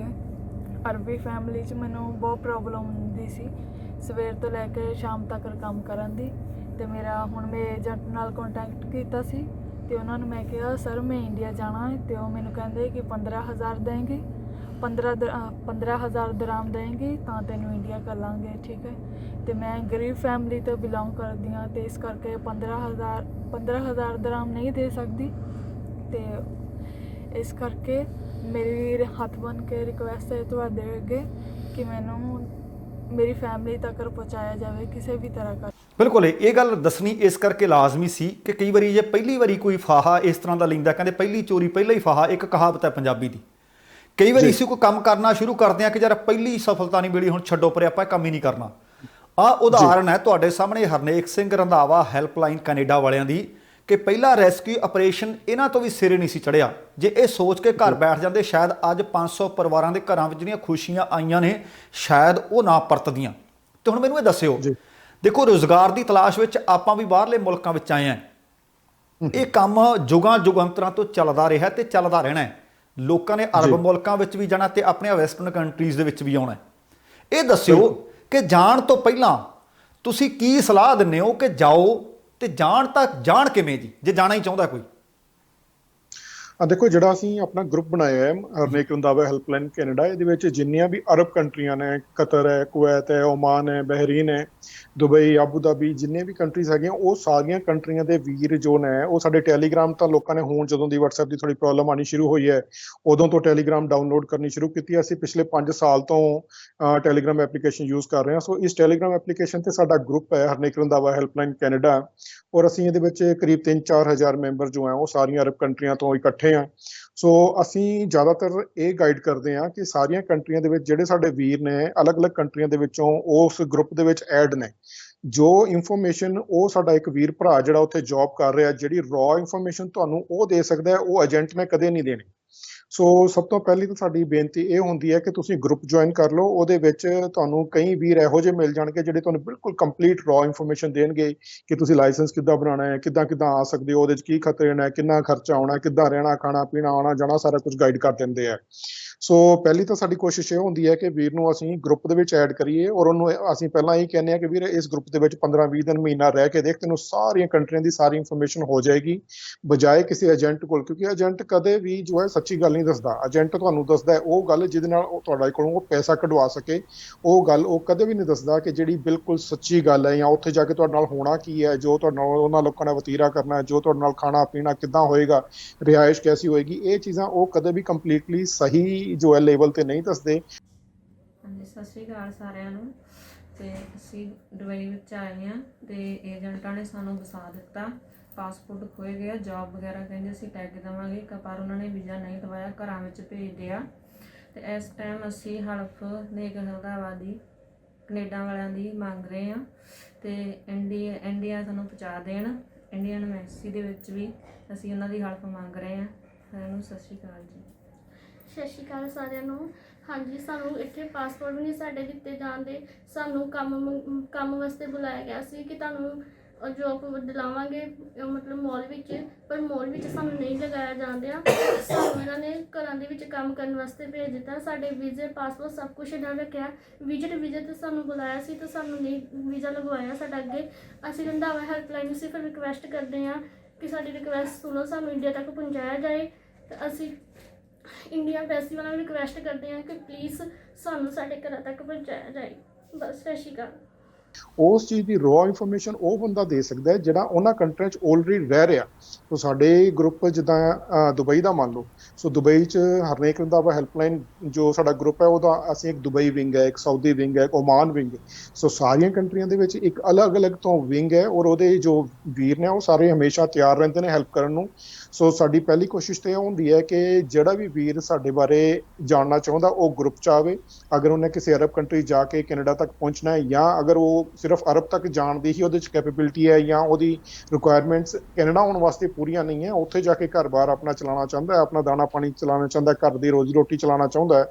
ਸੋ ਉਹ ਸਾਰੀ ਇਨਫੋਰਮੇਸ਼ਨ ਉਹਨੂੰ ਗਰੁੱਪ ਦੇ ਵਿੱਚ ਹੀ ਮਿਲ ਜਾਏਗੀ। ਫਿਰ ਗਰੁੱਪ ਦੇ ਵਿੱਚ ਸੈਕਿੰਡ ਚੀਜ਼ ਅਸੀਂ ਕੀ ਕਰਦੇ ਹਾਂ, ਜਿਹੜੇ ਉੱਥੇ ਸਾਡੇ ਗਰੁੱਪ ਦੇ ਵੀਰ ਹੈਗੇ ਨੇ, ਜਿਹੜੇ ਗਰੁੱਪ 'ਚ ਸਾਡੇ ਨਾਲ ਕਾਫੀ ਲੰਬੇ ਟਾਈਮ ਤੋਂ ਜੁੜੇ ਨੇ, ਉਹ ਫਿਰ ਜਿਹੜੀਆਂ ਸਹੀ ਕੰਪਨੀਆਂ ਹੁੰਦੀਆਂ ਨੇ ਉਹਨਾਂ ਦੇ ਬਾਰੇ ਉਹ ਟਾਈਮ ਟੂ ਟਾਈਮ ਦੱਸਦੇ ਰਹਿੰਦੇ ਨੇ ਕਿ ਫਲਾਣੀ ਕੰਪਨੀ ਇੰਡੀਆ ਜਾ ਰਹੀ ਹੈ, ਇਹ ਬੜੀ ਵਧੀਆ ਕੰਪਨੀ ਹੈ, ਇਹ ਰਹਿਣਾ ਖਾਣਾ ਪੀਣਾ ਤੁਹਾਨੂੰ ਵਧੀਆ ਦਿੰਦੀ ਹੈ, ਟਾਈਮ ਸਿਰ ਸੈਲਰੀ ਦਿੰਦੀ ਹੈ, ਇਸ ਕੰਪਨੀ ਦਾ ਫਲਾਣੇ ਏਰੀਆ ਦੇ ਵਿੱਚ ਫਲਾਣੀ ਤਰੀਕ ਨੂੰ ਇੰਟਰਵਿਊ ਹੈ। ਸੋ ਅਸੀਂ ਉਹ ਗਰੁੱਪ ਦੇ ਵਿੱਚ ਇੰਟੀਮੇਟ ਕਰਦੇ ਹਾਂ। ਉਹਦੇ ਨਾਲ ਕਾਫੀ ਅੱਜ ਤੱਕ ਬੇਸ਼ੁਮਾਰ ਲੋਕਾਂ ਨੂੰ ਅਸੀਂ ਜੋ ਹੈ ਫਰੋਡ ਤੋਂ ਬਚਾ ਚੁੱਕੇ ਹਾਂ। ਔਰ ਜਾਣ ਤੋਂ ਪਹਿਲਾਂ ਸਭ ਤੋਂ ਪਹਿਲਾਂ ਸਾਨੂੰ ਇਹ ਪਤਾ ਹੋਣਾ ਚਾਹੀਦਾ ਕਿ ਕਿਹੜੀ ਕੰਟਰੀ ਮੈਂ ਜਾਣਾ ਹੈ, ਉਸ ਕੰਟਰੀ ਦੇ ਕਾਨੂੰਨ ਕਾਇਦੇ ਕਿਹੋ ਜਿਹੇ ਨੇ। ਜੇ ਸਾਨੂੰ ਇਹੀ ਨਹੀਂ ਪਤਾ ਕਿ ਮੈਂ ਦੁਬਈ ਜਾ ਕੇ ਲਾਇਸੈਂਸ ਬਣਾਵਾਂਗਾ ਜਾਂ ਦੁਬਈ 'ਚ ਲਾਇਸੈਂਸ ਮੇਰਾ 6-7 ਲੱਖ ਦਾ ਬਣਨਾ ਹੈ, ਮੈਂ ਸਊਦੀ ਜਾ ਕੇ ਲਾਇਸੈਂਸ ਬਣਾਉਣਾ ਉਹ ਮੇਰਾ 50-60 ਹਜ਼ਾਰ ਰੁਪਏ ਦਾ ਬਣਨਾ ਹੈ, ਅਸੀਂ 6-7 ਲੱਖ ਦਾ ਲਾਇਸੈਂਸ ਤੇ ਕਿਉਂ ਲਗਾਉਣਾ ਹੈ। ਸੋ ਇਨਫੋਰਮੇਸ਼ਨ ਬਹੁਤ ਵੱਡੀ ਚੀਜ਼ ਹੈ। ਅੱਜ ਦੀ ਡੇਟ 'ਚ ਜਿਸ ਕੋਲ ਇਨਫੋਰਮੇਸ਼ਨ ਹੈ ਉਹ ਹੀਰੋ ਹੈ। ਉਹਦੇ ਕੋਲ ਇਨਫੋਰਮੇਸ਼ਨ ਨਾਲ ਹੀ ਅੱਜ ਕੱਲ੍ਹ ਸਾਰੀ ਦੁਨੀਆ ਜੋ ਹੈ ਜਿੱਤੀ ਜਾ ਸਕਦੀ ਹੈ। ਇਨਫੋਰਮੇਸ਼ਨ ਤੁਹਾਡੇ ਕੋਲ ਹੈਗੀ ਹੈ ਤੇ ਤੁਸੀਂ ਸਹੀ ਕੰਟਰੀ ਜਾ ਕੇ ਥੋੜ੍ਹੇ ਟਾਈਮ ਦੇ ਵਿੱਚ ਔਰ ਘੱਟ ਖਰਚੇ ਦੇ ਵਿੱਚ ਜਾ ਕੇ ਲਾਇਸੈਂਸ ਬਣਾ ਕੇ ਆਪਣੀ ਜ਼ਿੰਦਗੀ ਦੀ ਆਪਣੀ ਜੋ ਵੀ ਰੋਜ਼ੀ ਰੋਟੀ ਹੈ ਉਹ ਚਲਾ ਸਕਦੇ ਹੋ, ਘਰ ਦਾ ਪਰਿਵਾਰ ਜਿਹੜਾ ਉਹ ਪਾਲ ਸਕਦੇ ਹੋ। ਔਰ ਅੱਗੇ ਜਾਣਾ ਹੈ ਤੇ ਉਹ ਵੀ ਜਿਹੜੀ ਵੀ ਇਨਫੋਰਮੇਸ਼ਨ ਹੈਗੀ ਹੈ ਉਹ ਸਾਰੀ ਇਨਫੋਰਮੇਸ਼ਨ ਸਾਡੇ ਗਰੁੱਪ ਦੇ ਵਿੱਚ ਹੈ। ਔਰ ਜਿਹੜਾ ਮੇਰਾ YouTube ਚੈਨਲ ਹੈ ਹਰਨੇਕ ਰੰਧਾਵਾ ਹੈਲਪਲਾਈਨ ਕੈਨੇਡਾ, ਉਹਦੇ ਵਿੱਚ ਆਲਮੋਸਟ 1000 ਦੇ ਲਾਗੇ ਵੀਡੀਓਜ਼ ਨੇ। ਉਹਦੇ ਵਿੱਚ ਸਾਰੀਆਂ ਗਲਫ ਕੰਟਰੀਆਂ ਦੇ ਬਾਰੇ ਦੱਸਿਆ ਕਿ ਕਿਹੜੀ ਕੰਟਰੀ 'ਚ ਕਿੰਨਾ ਖਰਚਾ ਹੁੰਦਾ ਹੈ, ਕਿਹੜੀ ਕਿੱਦਾਂ ਜਾਣਾ ਚਾਹੀਦਾ, ਕਿੱਦਾਂ ਨਹੀਂ ਜਾਣਾ ਚਾਹੀਦਾ। ਉਹਦੇ 'ਚ ਇੱਕ ਕੰਟਰੀ ਦਾ ਅਲੱਗ-ਅਲੱਗ ਇੰਡੀਵਿਜੂਅਲ ਵੀਡੀਓ ਹੈਗਾ। ਔਰ ਬਹੁਤ ਬੇਸ਼ੁਮਾਰ ਲੋਕ ਇਹੋ ਜਿਹੇ ਨੇ, ਜਿੱਥੇ ਤੁਸੀਂ ਬੈਠੇ ਹੋ ਇਸ ਟਾਈਮ ਸਰੀ ਦੇ ਵਿੱਚ ਨਥਿੰਗ ਲੈਸ ਦੈਨ ਕੋਈ 1000 ਐਸਾ ਡਰਾਈਵਰ ਹੋਣਾ ਜਿਹੜਾ ਕਿ ਆਪਣੇ ਵੀਡੀਓਜ਼ ਦੇਖ ਕੇ ਉੱਥੇ ਪਹੁੰਚਿਆ। ਇੰਡੀਆ ਤੋਂ ਅਰਬ ਗਏ ਨੇ, ਅਰਬ ਤੋਂ ਲਾਇਸੈਂਸ ਬਣਾ ਕੇ ਐਕਸਪੀਰੀਅੰਸ ਲੈ ਕੇ ਫਿਰ ਆਪਣੇ ਪੂਰਾ ਪ੍ਰੋਸੈਸਿੰਗ ਕਰਕੇ ਕੈਨੇਡਾ ਤੱਕ ਪਹੁੰਚੇ ਨੇ। ਸੋ ਅਸੀਂ ਬੇਨਤੀ ਇਹੀ ਕਰਦੇ ਹਾਂ ਕਿ ਗਰੁੱਪ ਜੁਆਇਨ ਕਰਕੇ ਉੱਥੋਂ ਪੂਰੀ ਰॉ ਇਨਫੋਰਮੇਸ਼ਨ ਲਓ ਕਿ ਐਕਚੁਅਲ ਅਰਬ ਕੰਟਰੀਆਂ 'ਚ ਕਿੱਦਾਂ ਜਾਣਾ ਚਾਹੀਦਾ ਹੈ ਔਰ ਕਿੱਦਾਂ ਫਰੋਡ ਤੋਂ ਬਚਿਆ ਜਾ ਸਕਦਾ।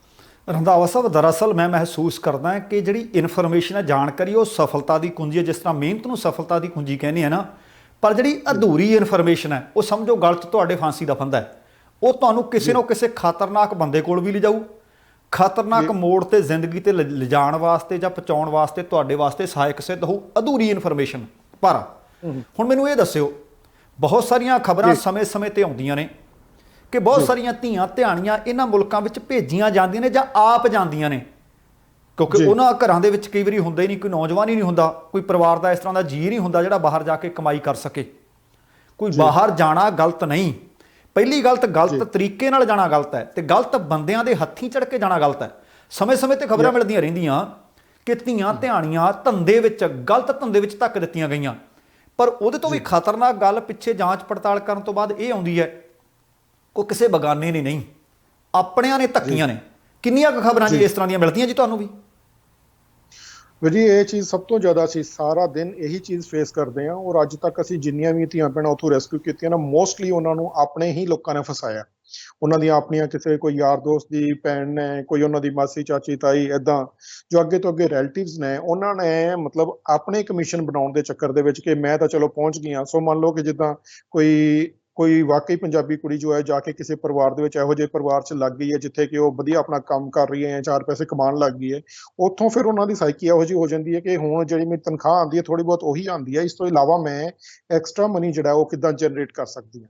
ਸੋ ਐਕਸਟਰਾ ਮਨੀ ਜਨਰੇਟ ਕਰਨ ਵਾਸਤੇ ਉਹ ਆਪਣੇ ਪਿੰਡਾਂ ਦੇ ਵਿੱਚ ਫਿਰ ਜਿਹੜੀਆਂ ਕੁੜੀਆਂ ਫ੍ਰੀ ਹੁੰਦੀਆਂ ਨੇ ਜਾਂ ਜਿਹੜੀਆਂ ਬਾਹਰ ਜਾਣ ਦੀਆਂ ਇੱਛੁਕ ਹੁੰਦੀਆਂ ਨੇ, ਜਾਂ ਜ਼ਿਆਦਾਤਰ ਜਿਹੜੀਆਂ ਘੱਟ ਪੜ੍ਹੀਆਂ ਲਿਖੀਆਂ ਹੁੰਦੀਆਂ ਨੇ, ਉਹਨਾਂ ਨੂੰ ਵਰਗਲਾ ਕੇ ਕਿ ਤੇਰਾ ਕੋਈ ਪੈਸਾ ਨਹੀਂ ਲੱਗਣਾ, ਤੂੰ ਆ ਜਾ, ਤੈਨੂੰ ਮੈਂ ਬੁਲਾ ਲੈਂਦੀ ਹਾਂ, ਤੇਰੀ ਟਿਕਟ ਵੀ ਭੇਜ ਦਿੰਦੀ ਹਾਂ ਤੇ ਤੇਰਾ ਵੀਜ਼ਾ ਵੀ ਭੇਜ ਦਿੰਦੀ ਹਾਂ। ਲੇਕਿਨ ਜਿੱਦਾਂ ਹੀ ਉਹ ਉੱਥੇ ਪਹੁੰਚਦੇ ਨੇ, ਉਹ ਅੱਗੇ ਜੋ ਨੇ ਜਿਹੜੇ ਪੇਮੈਂਟਸ ਹੈਗੇ ਨੇ ਉਹਨਾਂ ਨੂੰ ਉਹ ਵੇਚ ਦਿੱਤਾ ਜਾਂਦਾ। ਇੱਕ ਮੁਸ਼ਤ ਰਕਮ ਦੇ ਉੱਪਰ 2 ਲੱਖ 3 ਲੱਖ ਰੁਪਈਏ ਤੇ ਉਹ ਵੇਚ ਦਿੱਤਾ ਜਾਂਦਾ ਹੈ।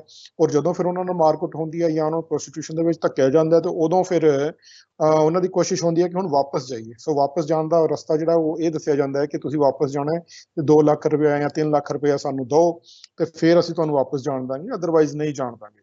ਸੋ ਇੱਥੋਂ ਬੰਦਾ ਫ੍ਰੀ ਜਾਣ ਦੇ ਲਾਲਚ ਦੇ ਵਿੱਚ ਚਲਾ ਜਾਂਦਾ, ਲੇਕਿਨ ਜਦੋਂ ਉੱਥੇ ਪਹੁੰਚਦਾ ਉੱਥੇ ਜਾ ਕੇ ਪਤਾ ਲੱਗਦਾ ਕਿ ਇੱਕ ਤਾਂ ਮਾਰਕੁੱਟ ਹੁੰਦੀ ਹੈ, ਦੂਸਰਾ ਜ਼ਹਿਨੀ ਤੇ ਮਾਨਸਿਕ ਤਸ਼ੱਦਦ ਜਿਹੜਾ ਉਹ ਆਲਮੋਸਟ ਰੂਟੀਨ ਦਾ ਵਿਸ਼ਾ ਹੈ। ਸੋ ਬਹੁਤ ਘੱਟ ਇਹੋ ਜਿਹੇ ਕੁੜੀਆਂ ਜਾਂ ਮੁੰਡੇ ਨੇ ਜਿਹੜੇ ਸਪੈਸ਼ਲੀ ਕੁੜੀਆਂ ਜਿਹੜੀਆਂ ਨੇ ਹਾਊਸਮੇਟਸ ਜਿਹੜੀਆਂ ਨੇ ਉਹ ਇਹੋ ਜਿਹੇ ਕੰਮ 'ਚ ਸੈੱਟ ਨਹੀਂ ਆ, ਜਿਹਨੂੰ ਕਹਿ ਸਕਦੇ ਕਿ ਬਿਲਕੁਲ ਵਧੀਆ ਲੱਗੀਆਂ ਨੇ। ਅਦਰਵਾਈਜ਼ ਜ਼ਿਆਦਾਤਰ ਨਾਲ ਇਹੀ ਡੇਲੀ ਸਾਰਾ ਕੁਝ ਹੁੰਦਾ ਹੈ। ਉਹਨਾਂ ਦਾ ਜ਼ਹਿਨੀ ਔਰ ਮਾਨਸਿਕ ਤਸ਼ੱਦਦ ਕੀਤਾ ਜਾਂਦਾ ਉਹਨਾਂ ਤੇ, ਔਰ ਉਹਨਾਂ ਦੀ ਵੀ ਇੱਕ ਇਹੋ ਜਿਹੀ ਰੂਟੀਨ ਬਣ ਜਾਂਦੀ ਹੈ ਕਿ ਜਿਹੜੀਆਂ ਥੋੜ੍ਹੀਆਂ ਬਹੁਤ ਸੈੱਟ ਹੁੰਦੀਆਂ ਨੇ ਉਹਨਾਂ ਦੀ ਕੋਸ਼ਿਸ਼ ਇਹ ਹੁੰਦੀ ਹੈ ਕਿ ਪਿੱਛੋਂ ਪੰਜਾਬ ਤੋਂ ਕਿਸੇ ਕੁੜੀ ਨੂੰ ਬੁਲਾ ਕੇ ਇੱਥੇ ਅੱਗੇ ਵੇਚ ਦਿੱਤਾ ਜਾਏ। ਔਰ ਅਸੀਂ ਬੇਸ਼ੁਮਾਰ ਹੁਣ ਤੱਕ ਧੀਆਂ ਭੈਣਾਂ ਕੁੜੀਆਂ ਨੂੰ ਕੱਢ ਚੁੱਕੇ ਹਾਂ ਜਿਹੜੀਆਂ ਕਿ ਮਤਲਬ ਇੰਡੀਆ ਤੋਂ ਫ੍ਰੀ ਗਈਆਂ ਨੇ, ਔਰ ਉੱਥੇ ਜਾਂਦੇ ਹੀ ਅੱਗੇ ਜਿਹੜੇ ਏਜੰਟ ਨੇ, ਚਾਹੇ ਉਹ ਇੰਡੀਅਨ ਹੈ, ਚਾਹੇ ਉਹ ਪਾਕਿਸਤਾਨੀ ਹੈ, ਚਾਹੇ ਉਹ ਬੰਗਲਾਦੇਸ਼ੀ ਹੈ ਜਾਂ ਨੇਪਾਲੀ ਹੈ, ਇਹੋ ਜਿਹੇ ਜਿਹੜੇ ਏਜੰਟ ਨੇ ਉਹ ਫਿਰ ਅੱਗੇ ਜਿਹੜੇ ਨੇ ਉਹ ਪ੍ਰੋਸਟੀਟਿਊਸ਼ਨ ਦੇ ਵਿੱਚ ਧੱਕਦੇ ਨੇ, ਇੱਕ ਮੁਸ਼ਤ ਰਕਮ ਲੈ ਲੈਂਦੇ ਨੇ। ਸੋ ਇਹ ਤਾਂ ਡੇਲੀ ਦਾ ਵਿਸ਼ਾ ਵੀਰ ਜੀ, ਇਹ ਸਾਡੇ ਕੋਲ ਡੇਲੀ ਹੀ ਖਬਰਾਂ ਆਉਂਦੀਆਂ ਨੇ। ਇਸ ਮਹੀਨੇ 'ਚ ਵੀ ਆਲਮੋਸਟ ਅਸੀਂ 3 ਕੁੜੀਆਂ ਜਿਹੜੀਆਂ ਨੇ ਉਹ ਅਸੀਂ ਰੈਸਕਿਊ ਕਰ ਚੁੱਕੇ ਹਾਂ, ਔਰ ਤਿੰਨਾਂ ਦੀ ਹੀ ਸੇਮ ਸਟੋਰੀ। ਰੰਧਾਵਾ ਸਾਹਿਬ, ਮੈਨੂੰ ਇਹ ਦੱਸਿਓ, ਜਿਹੜੀਆਂ ਲੜਕੀਆਂ ਜਾਂ ਜਿਹੜੀਆਂ ਧੀਆਂ ਧਿਆਣੀਆਂ ਅੱਗੇ ਵੇਚ ਦਿੱਤੀਆਂ ਜਾਂਦੀਆਂ ਨੇ, ਉਹਨਾਂ ਦਾ ਸੌਦਾ ਕਰ ਲਿਆ ਜਾਂਦਾ ਹੈ। ਦੇਖੋ, ਦਾਸਤਾਨ ਬੜੀ ਦਰਦਨਾਕ ਹੈ। ਤੁਸੀਂ ਦੱਸ ਦਿਓ ਕਿ ਲਗਭਗ ਇਸੇ ਤਰ੍ਹਾਂ ਦੀਆਂ ਕਹਾਣੀਆਂ ਤੁਹਾਡੇ ਸਾਹਮਣੇ ਆਉਂਦੀਆਂ ਨੇ। ਉਹਨੂੰ ਰੈਸਕਿਊ ਵੀ ਤੁਸੀਂ ਕਰ ਲਿਆਉਂਦੇ ਹੋ। ਉਹਨਾਂ ਤੱਕ ਪਹੁੰਚਣਾ ਜਾਂ ਉਹਨਾਂ ਦਾ ਤੁਹਾਡੇ ਤੱਕ ਪਹੁੰਚ ਕਰਨਾ ਸੁਖਾਲਾ ਨਹੀਂ ਹੁੰਦਾ ਹੋਣਾ, ਕਿਉਂਕਿ ਉਹ ਤਾਂ ਵਿਚਾਰੀਆਂ ਮੱਕੜ ਜਾਲ ਦੇ ਵਿੱਚ ਫਸ ਚੁੱਕੀਆਂ ਨੇ। ਇਹ ਸਭ ਕਿਵੇਂ ਹੁੰਦਾ ਜੀ? ਮਨੀਪਾਲ ਸਾਹਿਬ, ਜਦੋਂ ਇੱਥੋਂ ਕੋਈ ਵੀ ਕੁੜੀ ਜਾਂਦੀ ਹੈ ਤਾਂ ਸਭ ਤੋਂ ਪਹਿਲਾਂ ਜੋ ਵੀ ਉਹਨੂੰ ਉਸ ਦਾ ਕੰਪਨੀ ਦਾ ਮਾਲਿਕ, ਮਤਲਬ ਜਿਹੜੀਆਂ ਏਜੰਸੀਜ਼ ਨੇ ਜਿਹੜੀਆਂ ਕਿ ਹਾਊਸਮੇਟਸ ਪ੍ਰੋਵਾਈਡ ਕਰਦੀਆਂ ਨੇ, ਉਹਨਾਂ ਦਾ PRO ਜੋ ਹੈ, ਮੋਸਟਲੀ ਲੇਡੀਜ਼ ਹੁੰਦੀਆਂ ਨੇ, ਉਹ 에ਅਰਪੋਰਟ ਤੇ ਲੈਣ ਆਉਂਦੀਆਂ। ਔਰ ਸਭ ਤੋਂ ਪਹਿਲਾਂ ਉਹ ਉਹਨਾਂ ਦਾ ਪਾਸਪੋਰਟ ਗ੍ਰੈਬ ਕਰਦੀਆਂ, ਪਾਸਪੋਰਟ ਪਕੜਦੀਆਂ ਨੇ। ਪਾਸਪੋਰਟ ਪਕੜਨ ਤੋਂ ਬਾਅਦ ਉਹਨਾਂ ਨੂੰ ਆਪਣੇ ਰੂਮ ਤੇ ਲੈ ਕੇ ਜਾਇਆ ਜਾਂਦਾ, ਜਿਹੜਾ ਕਿ ਆਫਿਸ ਦੇ ਵਿੱਚ ਹੀ ਬਣਿਆ ਹੁੰਦਾ ਹੈ। ਔਰ ਉੱਥੋਂ ਜੋ ਹੈ ਉਹਨਾਂ ਨੂੰ ਫਿਰ ਅਗਲੇ ਦਿਨ ਕੋਈ ਅਰਬੀ ਆਉਂਦੇ ਨੇ, ਉਹਨਾਂ ਨੂੰ ਜਿਹੜੀ ਪਸੰਦ ਆਉਂਦੀ ਹੈ ਉਹਦਾ ਫਿਰ ਉਹ ਆਪਣਾ ਮੋਲ ਤੋਲ ਕਰਕੇ ਲੈ ਜਾਂਦੇ ਆ। ਸੋ ਅਰਬੀਆਂ ਦੇ ਜਿਹੜੇ ਘਰ ਵੀ ਨੇ, ਅਗਰ ਤੁਸੀਂ ਮੇਰੀ ਗੱਲ ਤੇ ਛੱਡੋ, ਤੁਸੀਂ ਅਗਰ ਤੁਸੀਂ ਗੂਗਲ ਅਰਥ ਤੇ ਜਾ ਕੇ ਦੇਖੋ, ਇਹਨਾਂ ਦੇ ਘਰ ਦੇਖੋ, ਉਹਨਾਂ ਦੇ ਘਰ ਕਿਲੇ ਵਰਗੇ ਹੁੰਦੇ ਆ, ਵੱਡੇ ਵੱਡੇ। ਮੈਂ ਵਿਜ਼ਿਟ ਕੀਤਾ ਜੀ ਅਰਬ ਮੁਲਕ ਨੂੰ, ਮੈਂ ਵਿਜ਼ਿਟ ਕੀਤਾ, ਬਹੁਤ ਖੂਬਸੂਰਤ ਵੱਡੇ ਵੱਡੇ ਘਰ ਨੇ ਜੀ। ਹਾਂਜੀ, ਵੱਡੇ ਵੱਡੇ ਘਰ ਨੇ, ਔਰ ਮੋਸਟਲੀ ਚਾਰੋਂ ਪਾਸੇ ਰੋਡ ਹੁੰਦੇ ਆ ਉਹਨਾਂ ਦੇ, ਔਰ ਬਿਲਕੁਲ ਕਿਲਾਨੁਮਾ ਹੁੰਦੇ ਆ, ਵੱਡੇ ਹੁੰਦੇ ਆ। ਲੇਕਿਨ ਉਹਦੇ 'ਚ ਇੱਕ ਹਮੇਸ਼ਾ ਲੂਪ ਹੋਲ ਹੁੰਦਾ ਹੈ ਕਿ ਜਿਹੜੀ ਜਿੱਦਾਂ ਹੁਣ ਆਪਣੀ ਵੀ ਇੱਥੇ ਗਾਰਬੇਜ ਕਲੈਕਸ਼ਨ ਵਾਸਤੇ ਗੱਡੀ ਆਉਂਦੀ ਹੈ, ਸੋ ਉੱਥੇ ਇਹ ਜਿਹੜੀਆਂ ਕੁੜੀਆਂ ਹੁੰਦੀਆਂ ਨੇ, ਇਹਨਾਂ ਕੋਲੋਂ ਪਾਸਪੋਰਟ ਖੋਹ ਲਿਆ ਜਾਂਦਾ ਹੈ, ਔਰ ਇਹਨਾਂ ਕੋਲੋਂ ਮੋਬਾਈਲ ਫੋਨ ਵੀ ਮੋਸਟਲੀ ਖੋਹ ਲਿਆ ਜਾਂਦਾ ਹੈ। ਜਿਹੜੀਆਂ 2-3-4 ਮਹੀਨੇ ਔਖਾ ਸੌਖਾ ਟਾਈਮ ਟੱਪ ਲੈਂਦੀਆਂ, ਫਿਰ ਉਹਨਾਂ ਨੂੰ ਥੋੜ੍ਹਾ ਜਿਹਾ ਵਿਸ਼ਵਾਸ ਤੋਂ ਬਾਅਦ ਇਹਨਾਂ ਦਾ ਜਿਹੜਾ ਹੈ ਉਹ ਮੋਬਾਈਲ ਵਾਪਸ ਕੀਤਾ ਜਾਂਦਾ ਹੈ। ਜਿਹੜੇ ਕੇਸ ਦੇ ਵਿੱਚ ਮੋਬਾਈਲ ਵਾਪਸ ਨਹੀਂ ਕੀਤਾ ਜਾਂਦਾ ਤੇ ਉਹ ਫਿਰ ਕੋਸ਼ਿਸ਼ ਕਰਦੀਆਂ ਨੇ ਕਿ ਕੋਈ ਨਾਲ ਫਿਲੀਪੀਨਸ ਦੀ ਕੁੜੀ ਹੋਵੇ, ਕੋਈ ਇੰਡੋਨੇਸ਼ੀਆ ਦੀ ਕੁੜੀ ਹੋਵੇ, ਕਿਸੇ ਹੋਰ ਜਗ੍ਹਾ ਦੀ ਕੁੜੀ ਹੋਵੇ, ਫਿਰ ਉਹ ਵੀਡੀਓ ਦੇਖਣਾ ਸ਼ੁਰੂ ਕਰਦੀਆਂ ਕਿ ਅਸੀਂ ਫਸੇ ਹਾਂ, ਸਾਡੇ ਤੋਂ ਪਹਿਲਾਂ ਵੀ ਕੋਈ ਫਸਿਆ ਹੋਊਗਾ। ਤੇ ਜਦੋਂ ਫਿਰ ਉਹ ਰੈਸਕਿਊ ਦੀਆਂ ਵੀਡੀਓ ਸਰਚ ਕਰਦੀਆਂ ਕਿ ਕੀ ਪਤਾ ਕੋਈ ਸਾਡੇ ਤੋਂ ਪਹਿਲਾਂ ਕੋਈ ਪੰਜਾਬ ਦੀ ਧੀ ਭੈਣ ਫਸੀ ਹੋਏਗੀ, ਉਹਦਾ ਕੋਈ ਵੀਡੀਓ ਮਿਲ ਜੇ ਸਾਨੂੰ, ਤੇ ਉਹ ਵੀਡੀਓ ਸਾਰੇ ਦੇ ਸਾਰੇ ਸਾਡੇ ਹੀ ਆਉਂਦੇ। ਉਹ ਹਰ ਵੀਡੀਓ ਦੇ ਵਿੱਚ ਆਪਣਾ ਨੰਬਰ ਹੈ, ਫਿਰ ਉਹ ਸਾਨੂੰ ਕੰਟੈਕਟ ਕਰਦੇ ਕਿ ਵੀਰ ਜੀ ਤੁਸੀਂ ਫਲਾਣੀ ਕੁੜੀ ਨੂੰ ਕਢਾਇਆ, ਤੁਸੀਂ ਫਲਾਣੀ ਨੂੰ ਕਢਾਇਆ, ਤੁਸੀਂ ਫਲਾਣੀ ਨੂੰ ਕਢਾਇਆ, ਤੁਸੀਂ ਸਾਨੂੰ ਕਢਵਾਓ। ਫਿਰ ਅਸੀਂ ਉਹਨਾਂ ਤੋਂ ਉਹਨਾਂ ਦੀ ਜਿਹੜੀ ਪ੍ਰੋਪਰ ਲੋਕੇਸ਼ਨ ਹੈ, ਅਸੀਂ ਉਹ ਲੋਕੇਸ਼ਨ ਮੰਗਵਾਉਂਦੇ ਹਾਂ। ਔਰ ਅਗਰ ਉਹਨਾਂ ਕੋਲ ਜਿਹੜਾ ਫੋਨ ਹੈ, ਉਹਨਾਂ ਕੋਲ ਫੋਨ ਨਹੀਂ ਹੈ, ਤੇ ਜਿਹੜੀਆਂ ਉਹਨਾਂ ਦੇ ਨਾਲ ਜਿਹੜੀਆਂ ਹੋਰ ਕਿਸੇ ਕੰਟਰੀ ਦੀ, ਚਾਹੇ ਸ਼੍ਰੀਲੰਕਾ ਦੀ ਹੈ, ਨੇਪਾਲ ਦੀ ਹੈ, ਫਿਲੀਪੀਨਸ ਦੀ ਹੈ, ਇੰਡੋਨੇਸ਼ੀਆ ਦੀ ਹੈ, ਉਹ ਜਿਹੜੀਆਂ ਉਹਨਾਂ ਦੇ ਨਾਲ ਹਾਊਸਮੇਟਸ ਹੋਰ ਲਾਗੇ ਤਾਗੇ ਦੀਆਂ ਕੰਮ ਕਰਦੀਆਂ ਨੇ, ਫਿਰ ਉਹਨਾਂ ਤੋਂ ਲੋਕੇਸ਼ਨ ਮੰਗਾ ਕੇ ਟਰੇਸ ਕਰਕੇ ਤੇ ਫਿਰ ਆਪਾਂ ਅੱਗੇ ਦੀ ਜੋ ਰੈਕੀ ਕਰਦੇ ਹਾਂ, ਪ੍ਰੋਪਰ ਆਪਾਂ ਆਪਣੇ ਗਰੁੱਪ ਦਾ ਕੋਈ ਵੀਰ ਭੇਜ ਕੇ ਉਸ ਏਰੀਆ ਦੀ ਪੂਰੀ ਰੈਕੀ ਕੀਤੀ ਜਾਂਦੀ ਹੈ ਕਿ ਕਿਹੜੇ ਏਰੀਆ ਦੇ ਵਿੱਚ ਉਹ ਧੀ ਭੈਣ ਜਿਹੜੀ ਆ ਫਸੀ ਹੈ। ਅਗਰ ਉਹਦੇ ਕੋਲ ਮੋਬਾਈਲ ਹੈ ਫਿਰ ਤਾਂ ਐਕੂਰੇਟ ਲੋਕੇਸ਼ਨ ਤੋਂ ਪਤਾ ਲੱਗ ਜਾਂਦਾ ਹੈ। ਲੇਕਿਨ ਜੋ ਸਾਡਾ ਕੋਆਰਡੀਨੇਸ਼ਨ ਹੈ ਕਿ ਪਹਿਲਾਂ ਪੂਰੀ ਰੈਕੀ ਕਰਕੇ ਤੇ ਕਾਫੀ ਦੂਰ ਜੋ ਹੈ, ਮਤਲਬ ਸਮਝ ਲਓ ਕਿ ਕਰੀਬ 800 ਮੀਟਰ ਜਾਂ 1 ਕਿਲੋਮੀਟਰ ਦੂਰ ਜੋ ਹੈ ਆਪਾਂ ਗੱਡੀ ਖੜੀ ਕਰਦੇ ਹਾਂ। ਔਰ ਉਹ ਜਿਹੜੀਆਂ ਧੀਆਂ ਭੈਣਾਂ ਨੇ ਉਹ ਜਿਸ ਟਾਈਮ ਆਲਮੋਸਟ ਸਾਰੇ ਸੁੱਤੇ ਹੁੰਦੇ ਨੇ, ਦੁਪਹਿਰ ਨੂੰ 3 ਜਾਂ 4 ਵਜੇ ਜਾਂ ਕਈ ਵਾਰ ਰਾਤ ਨੂੰ ਵੀ ਅਸੀਂ ਆਪਰੇਸ਼ਨ ਕਰਦੇ ਹਾਂ, ਉਹ ਗਾਰਬੇਜ ਸਿੱਟਣ ਇੱਕ ਵਾਰ ਦਿਨ ਦੇ ਵਿੱਚ ਬਾਹਰ ਆਉਂਦੀ ਹੈ। ਉਹ ਜਿਹੜਾ ਪੁਆਇੰਟ ਹੁੰਦਾ ਹੈ ਗਾਰਬੇਜ ਸਿੱਟਣ ਦਾ, ਫਿਰ ਅਸੀਂ ਉਹਨਾਂ ਨੂੰ ਇਹ ਕਹਿੰਦੇ ਹਾਂ ਕਿ ਤੁਸੀਂ ਉੱਥੋਂ ਕੋਈ ਵੀ ਕੱਪੜਾ ਨਾਲ ਨਹੀਂ ਲੈ ਕੇ ਆਉਣਾ, ਕਿਉਂਕਿ ਸਭ ਤੋਂ ਪਹਿਲਾਂ ਉਹ ਚਾਰਜ ਇਹ ਲਗਾਉਂਦੇ ਆ ਕਿ ਕੁੜੀ ਸਾਡੇ ਘਰੋਂ ਦੌੜੀ ਹੈ ਤੇ ਸਾਰਾ ਕੁਝ ਸਾਡਾ ਲੁੱਟ ਪੁੱਟ ਕੇ ਲੈ ਗਈ ਹੈ, ਸਾਨੂੰ ਜੋ ਹੈ ਉਹ ਚੋਰੀ ਦਾ ਇਲਜ਼ਾਮ ਦੇ ਵਿੱਚ ਫਸਾ ਦਿੰਦੇ ਆ। ਇਸ ਕਰਕੇ ਉਹਨਾਂ ਦੇ ਘਰ ਦੇ ਲਾਗੇ ਤੱਕ ਜਿਹੜੇ ਕੈਮਰੇ ਨੇ, ਅਗਰ ਅਸੀਂ ਚਾਹੀਏ ਤਾਂ ਅਸੀਂ ਤਾਂ ਇਹ ਕਹਿੰਦੇ ਹਾਂ ਕਿ ਤੁਸੀਂ ਕੈਮਰਾ ਦਿਖਾਓ, ਕੈਮਰੇ ਦੇ ਵਿੱਚ ਅਗਰ ਕੁੜੀ ਕੋਈ ਹੱਥੋਂ ਲੈ ਕੇ ਨਿਕਲੀ ਹੈ, ਕੋਈ ਉਹਨਾਂ ਬੈਗ ਭਰਿਆ, ਤਾਂ ਤੁਸੀਂ ਜ਼ਰੂਰ ਦੱਸੋ। ਇਸ ਕਰਕੇ ਕੁੜੀ ਨੂੰ ਅਸੀਂ ਹਮੇਸ਼ਾ ਬੇਨਤੀ ਕਰਦੇ ਹਾਂ ਕਿ ਜਿਹੜਾ ਵੀ ਤੇਰਾ ਸਮਾਨ ਹੈ ਤੂੰ ਰਹਿਣ ਦੇ ਉੱਥੇ ਹੀ, ਜੋ ਵੀ ਤੇਰਾ ਕੱਪੜਾ ਲੱਤਾ ਹੈ ਉਹ ਉੱਥੇ ਹੀ ਛੱਡਦੇ। ਸੋ ਅਸੀਂ ਹਮੇਸ਼ਾ ਹੁਣ ਵੀ ਜੋ ਕੱਲ ਪਰਸੋਂ ਕੁੜੀ ਰੈਸਕਿਊ ਕੀਤੀ ਹੈ, ਉਹ ਸਾਰੇ ਕੱਪੜੇ ਲੱਤੇ, ਉਹਦਾ ਖਾਣ ਪੀਣ ਦਾ ਸਮਾਨ, ਉਹਦਾ ਬੈਗ ਸ਼ੈਗ ਸਭ ਕੁਝ, ਹਰ ਚੀਜ਼ ਅਸੀਂ ਆਪਣੇ ਗਰੁੱਪ ਦੀ ਤਰਫੋਂ ਉਹਨੂੰ ਲੈ ਕੇ ਦਿੱਤੀ ਹੈ। ਸੋ ਰੈਸਕਿਊ ਕਰਨ ਵਾਸਤੇ ਪੂਰਾ ਪ੍ਰੋਪਰ ਇੱਕ ਰੈਕੀ ਕਰਕੇ ਪੂਰਾ ਇੱਕ ਪ੍ਰੋਪਰ ਤਰੀਕੇ ਨਾਲ ਅਸੀਂ ਉਹਨੂੰ ਕੋਆਰਡੀਨੇਟ ਕਰਦੇ ਹਾਂ। ਔਰ ਇੱਕ ਹੀ ਟਾਈਮ ਸਾਡੇ ਕੋਲ ਹੁੰਦਾ ਜਿਸ ਟਾਈਮ ਉਹ ਗਾਰਬੇਜ ਵਗੈਰਾ ਬਾਹਰ ਸਿੱਟਣ ਆਉਂਦੇ ਨੇ, ਉਸ ਟਾਈਮ ਫਿਰ ਅਸੀਂ ਜੋ ਹੈ ਸਾਡੀ ਜਿਹੜੀ ਟੀਮ ਹੈ ਉਹ ਇੱਕ ਪਰਟੀਕੂਲਰ ਪੁਆਇੰਟ ਤੱਕ ਅੱਗੇ ਅੱਗੇ ਚੱਲਦੀ ਹੈ ਔਰ ਉਹਨੂੰ ਅਸੀਂ ਮਤਲਬ ਫੋਲੋ ਅਪ ਕਰਵਾਉਂਦੇ ਕਿ ਸਾਡੇ ਪਿੱਛੇ ਪਿੱਛੇ ਆ ਜਾ।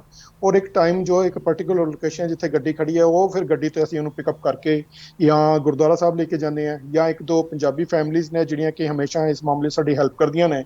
ਔਰ ਉਸ ਤੋਂ ਬਾਅਦ ਅਗਰ ਟਾਈਮ ਬੇ ਟਾਈਮ ਹੋ ਗਿਆ ਤੇ ਅਗਲੇ ਦਿਨ ਸਵੇਰੇ ਫਸਟ ਥਿੰਗ ਇਨ ਦਾ ਮਾਰਨਿੰਗ ਜਿਹੜੀ ਹੈ ਉਹ ਅਸੀਂ ਇੰਡੀਅਨ ਐਮਬੈਸੀ ਦੇ ਅੰਦਰ ਉਹਦੇ ਪੈਰ ਪਵਾ ਦਿੰਦੇ। ਇੱਕ ਵਾਰ ਇੰਡੀਅਨ ਐਮਬੈਸੀ ਦੇ ਅੰਦਰ ਕਿਸੇ ਕੁੜੀ ਦਾ ਪੈਰ ਪੈ ਗਿਆ, ਫਿਰ ਦੁਨੀਆ ਦੀ ਕੋਈ ਤਾਕਤ ਨਹੀਂ ਹੈ ਕਿ ਉਸ ਨੂੰ ਬਾਹਰ ਕੱਢ ਸਕੇ। ਉਹ ਫਿਰ ਆਏਗੀ, ਅਗਰ ਉਹਦਾ ਪਾਸਪੋਰਟ ਨਹੀਂ ਵੀ ਹੈ ਤੇ ਉਹ ਵਾਈਟ ਪਾਸਪੋਰਟ, ਆਪਾਤਕਾਲੀਨ ਪਾਸਪੋਰਟ ਬਣਾ ਕੇ ਔਰ ਉਹਦੀ ਟਿਕਟ ਲੈ ਕੇ ਤੇ ਉਹਨੂੰ ਭੇਜਣਗੇ। ਅਗਰ ਟਿਕਟ ਕਈ ਕੇਸਿਸ ਦੇ ਵਿੱਚ ਜੋ ਹੈ ਉਹ ਨਹੀਂ ਦਿੰਦੇ ਤੇ ਉਹ ਟਿਕਟ ਫਿਰ ਅਸੀਂ ਆਪਣੇ ਗਰੁੱਪ ਦੀ ਤਰਫੋਂ ਲੈ ਕੇ ਕੁੜੀਆਂ ਨੂੰ ਭੇਜਦੇ ਹਾਂ। ਔਰ ਬੇਸ਼ੁਮਾਰ ਕੁੜੀਆਂ ਅਸੀਂ ਇਸ ਤਰ੍ਹਾਂ ਭੇਜੀਆਂ ਨੇ। ਬਾਕੀ ਮੈਂ ਇੱਕ ਲਾਸਟ ਤੇ ਸਾਡੀ ਪੰਜਾਬ ਦੀਆਂ ਭੈਣਾਂ ਨੂੰ ਮਤਲਬ ਕਿ ਇੱਕ ਬੇਨਤੀ ਕਰਦੀ ਹਾਂ ਕਿ ਮਤਲਬ ਕਿ ਜੋ ਵੀ ਇੱਧਰ ਕੁੜੀਆਂ ਜੌਬ ਲਈ ਆਉਂਦੀਆਂ ਨੇ ਉਹ ਪਹਿਲਾਂ ਜੌਬ ਕਲੀਅਰ ਕਰਕੇ ਫਿਰ ਇੱਥੇ ਆਉਣ ਅਤੇ ਟੂਰਿਸਟ ਵੀਜ਼ੇ ਤੇ ਨਾ ਆਉਣ। ਤੇ ਮੇਰੀ ਫਿਰ ਇੱਕ ਲਾਸਟ ਤੋਂ ਇੱਕ ਇਹੀ ਬੇਨਤੀ ਆ ਹਰਨੇਕ ਸਿੰਘ ਰੰਧਾਵਾ ਦੀ ਟੀਮ ਨੂੰ ਕਿ ਸਾਨੂੰ ਜਲਦ ਤੋਂ ਜਲਦ ਸਾਡਾ ਹੱਕ ਹੈ ਜੋ ਦਿਵਾਇਆ ਜਾਵੇ ਤੇ ਸਾਨੂੰ ਇੰਡੀਆ ਵਾਪਸ ਭੇਜਿਆ ਜਾਵੇ। ਅੱਛਾ, ਜਿਹੜੀ ਹੁਣ ਤੁਸੀਂ ਇਹ ਜ਼ਿਕਰ ਕੀਤਾ ਹੈ ਕਿ ਰੈਸਕਿਊ ਤੁਸੀਂ ਕਰ ਲਿਆ, ਸਫਲ ਤੁਸੀਂ ਹੋ ਗਏ, ਕਿਸੇ ਪਰਿਵਾਰ ਕਿਸੇ ਗੁਰਦੁਆਰਾ ਸਾਹਿਬ ਤੱਕ ਲਿਆਉਣ ਵਿੱਚ ਜਾਂ ਅੰਬੈਸੀ ਪਹੁੰਚਾਉਣ ਤੱਕ ਤੁਸੀਂ ਕਾਮਯਾਬੀ ਹਾਸਲ ਕਰ ਲਈ, ਪੈਸੇ ਨਹੀਂ ਪੈਸਾ ਧੇਲਾ ਵੀ ਤੁਸੀਂ ਕੋਲੋਂ ਲਾ ਦਿੰਦੇ ਹੋ, ਪਾਸਪੋਰਟ ਵੀ ਬਣਵਾ ਦਿੰਦੇ ਹੋ, ਪਰ ਇਹ ਦੱਸਿਓ ਕਿ ਜਿਹੜੀਆਂ ਇਹਨਾਂ ਮੁਲਕਾਂ ਦੇ ਵਿੱਚ ਇੰਡੀਅਨ ਅੰਬੈਸੀਜ਼ ਨੇ ਉਹ ਕਿੰਨਾ ਕੁ ਸਹਿਯੋਗ ਦਿੰਦੀਆਂ ਨੇ? ਸਭ ਤੋਂ ਪਹਿਲਾਂ ਮੈਨੂੰ ਇਹ ਦੱਸਿਓ ਕਿ ਉਹ ਸਹਿਯੋਗ ਦਿੰਦੀਆਂ ਨੇ ਜਾਂ ਨਹੀਂ। ਬੈਨੀਪਾਲ ਸਾਹਿਬ, ਅਸੀਂ ਜੋ ਸਾਡਾ ਪਰਸਨਲੀ ਜੋ ਮੈਂ ਐਕਸਪੀਰੀਅੰਸ ਕੀਤਾ ਹੈ, ਅੰਬੈਸੀਜ਼ ਜਦੋਂ ਦਾ ਅਸੀਂ ਟਵਿੱਟਰ ਤੇ ਕੈਂਪੇਨ ਚਲਾਉਣਾ ਸ਼ੁਰੂ ਕੀਤਾ ਹੈ ਉਦੋਂ ਦਾ ਉਹਨਾਂ ਦਾ ਬਹੁਤ ਕੁਇਕ ਰਿਸਪੌਂਸ ਹੈ। ਜਸਟ ਫॉर ਐਨ ਐਗਜ਼ਾਮਪਲ, ਅੱਜ ਤੋਂ 3 ਦਿਨ ਪਹਿਲਾਂ ਇੱਕ ਵੀਰ ਦੀ ਵੀਡੀਓ ਆਈ ਸੀ ਮੇਰੇ ਕੋਲ, ਜਿਹੜਾ ਕਿ ਰਿਆਦ ਇੱਕ ਸ਼ਹਿਰ ਪੈਂਦਾ, ਉਸ ਤੋਂ ਅੰਦਰ ਜਾ ਕੇ ਡੈਜ਼ਰਟ ਦੇ ਵਿੱਚ, ਰੇਗਿਸਤਾਨ ਦੇ ਵਿੱਚ, ਸਾਊਦੀ ਅਰਬ ਦੇ ਵਿੱਚ ਰਫਾ ਸ਼ਹਿਰ ਪੈਂਦਾ ਹੈ। ਰਫਾ ਸ਼ਹਿਰ ਦੇ ਮਤਲਬ ਡੈਜ਼ਰਟ ਦੇ ਅੰਦਰ ਅੰਦਰੂਨੀ ਏਰੀਆ ਦੇ ਵਿੱਚ ਉਹ ਮੁੰਡਾ ਸੀਗਾ। ਉਹਦੇ ਨਾਲ ਡੇਲੀ ਮਾਰਕੁੱਟ ਹੁੰਦੀ ਸੀ। ਉਹਦਾ ਫੋਰਮੈਨ ਉਹਨੂੰ ਕੁੱਟਦਾ ਸੀ, ਉਹਦਾ ਮਾਲਕ ਜਿਹਨੂੰ ਅਸੀਂ ਕਫੀਲ ਕਹਿੰਦੇ ਹਾਂ ਅਰਬੀ ਦੇ ਵਿੱਚ, ਉਹ ਉਹਨੂੰ ਮਾਰਕੁੱਟ ਕਰਦਾ ਸੀਗਾ। ਉਹਨੂੰ ਇੱਥੋਂ ਕੁੱਕ ਦੇ ਵੀਜ਼ੇ ਤੇ ਬੁਲਾਇਆ ਗਿਆ ਸੀਗਾ ਤੇ ਉਹਦੇ ਕੋਲੋਂ ਧੱਕੇ ਨਾਲ ਟਰੱਕ ਚਲਵਾਇਆ ਜਾ ਰਿਹਾ ਸੀਗਾ। ਹੁਣ ਤੱਕ ਜੋ ਅਸੀਂ 2 ਵੱਡੇ ਕੈਂਪੇਨ ਜੋ ਚਲਾ ਰਹੇ ਹਾਂ ਉਹਦੇ ਵਿੱਚ ਇੱਕ ਮਲੇਰਕੋਟਲੇ ਦਾ ਮੁੰਡਾ ਹੈ ਔਰ ਇੱਕ ਮੋਗੇ ਦਾ, ਜਿਹੜੇ ਕਿ ਦੋਨੋਂ ਹੀ ਐਕਸੀਡੈਂਟ ਕੇਸ ਦੇ ਵਿੱਚ ਫਸੇ ਹੋਏ ਨੇ ਕਿ ਉਹ ਇੱਥੋਂ ਗਏ ਕਿਸੇ ਹੋਰ ਕੰਮ 'ਚ ਤੇ ਉਹਨਾਂ ਨੂੰ ਜ਼ਬਰਦਸਤੀ ਧੱਕੇ ਨਾਲ ਕਿਹਾ ਵੀ ਤੂੰ ਟਰੱਕ ਚਲਾ, ਔਰ ਟਰੱਕ ਦਾ ਐਕਸੀਡੈਂਟ ਹੋ ਗਿਆ ਔਰ ਉਹ ਪਿਛਲੇ 5-5 ਸਾਲ ਤੋਂ ਜੇਲ੍ਹ 'ਚ ਬੰਦ ਨੇ। ਸੋ ਇਹ ਮੁੰਡਾ ਕੁੱਕ ਦੇ ਵੀਜ਼ੇ ਤੇ ਗਿਆ ਸੀ, ਇਹਦੇ ਕੋਲ ਜ਼ਬਰਦਸਤੀ ਟਰੱਕ ਚਲਵਾਇਆ ਜਾ ਰਿਹਾ ਸੀਗਾ, ਡੇਲੀ ਮਾਰਕੁੱਟ ਹੁੰਦੀ ਸੀ।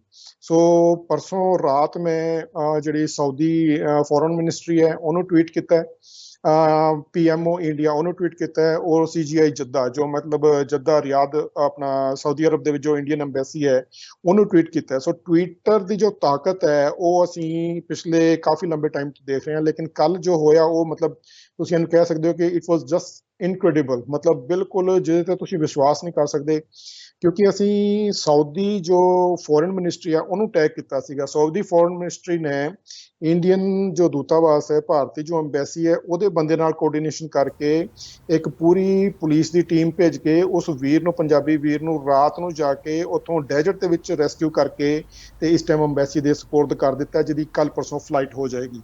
ਸੋ ਅਸੀਂ ਜਿਹੜੀਆਂ ਅੰਬੈਸੀਜ਼ ਨੇ ਉਹ ਜਦੋਂ ਤੋਂ ਅਸੀਂ ਟਵਿੱਟਰ ਤੇ ਰਾਹੀਂ ਉਹਨਾਂ ਨਾਲ ਗੱਲਬਾਤ ਸ਼ੁਰੂ ਕੀਤੀ ਹੈ, ਪਹਿਲਾਂ ਅਸੀਂ ਫੋਨ ਤੇ ਜਾਂ SMS ਜਾਂ ਈਮੇਲ ਕਰਦੇ ਸੀ, ਉਦੋਂ ਉਸ ਚੀਜ਼ ਦਾ ਪ੍ਰੋਪਰ ਜਵਾਬ ਨਹੀਂ ਸੀ ਆਉਂਦਾ। ਲੇਕਿਨ ਜਦੋਂ ਤੋਂ ਅਸੀਂ ਟਵਿੱਟਰ ਦੇ ਉੱਪਰ ਕੈਂਪੇਨ ਕਰਨਾ ਸ਼ੁਰੂ ਕੀਤਾ, ਕਿਉਂਕਿ ਸਾਡੇ ਮੇਰੇ ਜੋ ਟਵਿੱਟਰ ਫੋਲੋਅਰਸ ਨੇ, ਅਸੀਂ ਸਾਰੇ ਫਿਰ ਇਕੱਠਾ ਹੋ ਕੇ ਕੈਂਪੇਨ ਚਲਾਉਂਦੇ ਹਾਂ ਵੀ ਇਹ ਮੁੰਡੇ ਨੇ ਇੰਨਾ ਕਹਿ ਦਿੱਤਾ ਕਿ ਮੈਂ ਸੁਸਾਈਡ ਕਰ ਲੈਣਾ, ਮੈਨੂੰ ਡੇਲੀ ਮਾਰਕੁੱਟ ਹੁੰਦੀ ਹੈ, ਮੈਨੂੰ ਖਾਣ ਨੂੰ ਨਹੀਂ ਦਿੱਤਾ ਜਾਂਦਾ, ਮੈਂ ਰਹਿ ਰਿਹਾ, ਦੇਖੋ ਕੈਸੇ ਮੇਰੇ ਹਾਲਾਤ ਨੇ। ਮਤਲਬ ਅੱਜ ਤੋਂ ਤੁਸੀਂ ਐ ਸਮਝ ਲਓ ਕਿ 30-40 ਸਾਲ ਪਹਿਲੇ ਦੀਆਂ ਰਿਹਾਇਸ਼ਾਂ ਦੇ ਵਿੱਚ ਉਹ ਰਹਿ ਰਿਹਾ ਬੰਦਾ, ਅੱਜ ਤੋਂ 30-40 ਸਾਲ ਪੁਰਾਣਾ ਟਰੱਕ ਚਲਾ ਰਿਹਾ, ਤਾਂ ਉਹਦੀ ਕਿਹੋ ਜਿਹੀ ਕੰਡੀਸ਼ਨ ਹੋਏਗੀ ਜਿਹਦੇ ਨਾਲ ਡੇਲੀ ਮਾਰਕੁੱਟ ਵੀ ਹੁੰਦੀ ਹੋਵੇ। ਸੋ ਉਸ ਕੰਡੀਸ਼ਨ ਦੇ ਵਿੱਚ ਜਦੋਂ ਅਸੀਂ ਟਵਿੱਟਰ ਕੈਂਪੇਨ ਚਲਾਉਂਦੇ ਹਾਂ, ਟਵਿੱਟਰ ਦਾ ਰਿਜ਼ਲਟ ਜਿਹੜਾ ਹੈ ਉਹ ਬਹੁਤ ਫਾਸਟ ਹੈ।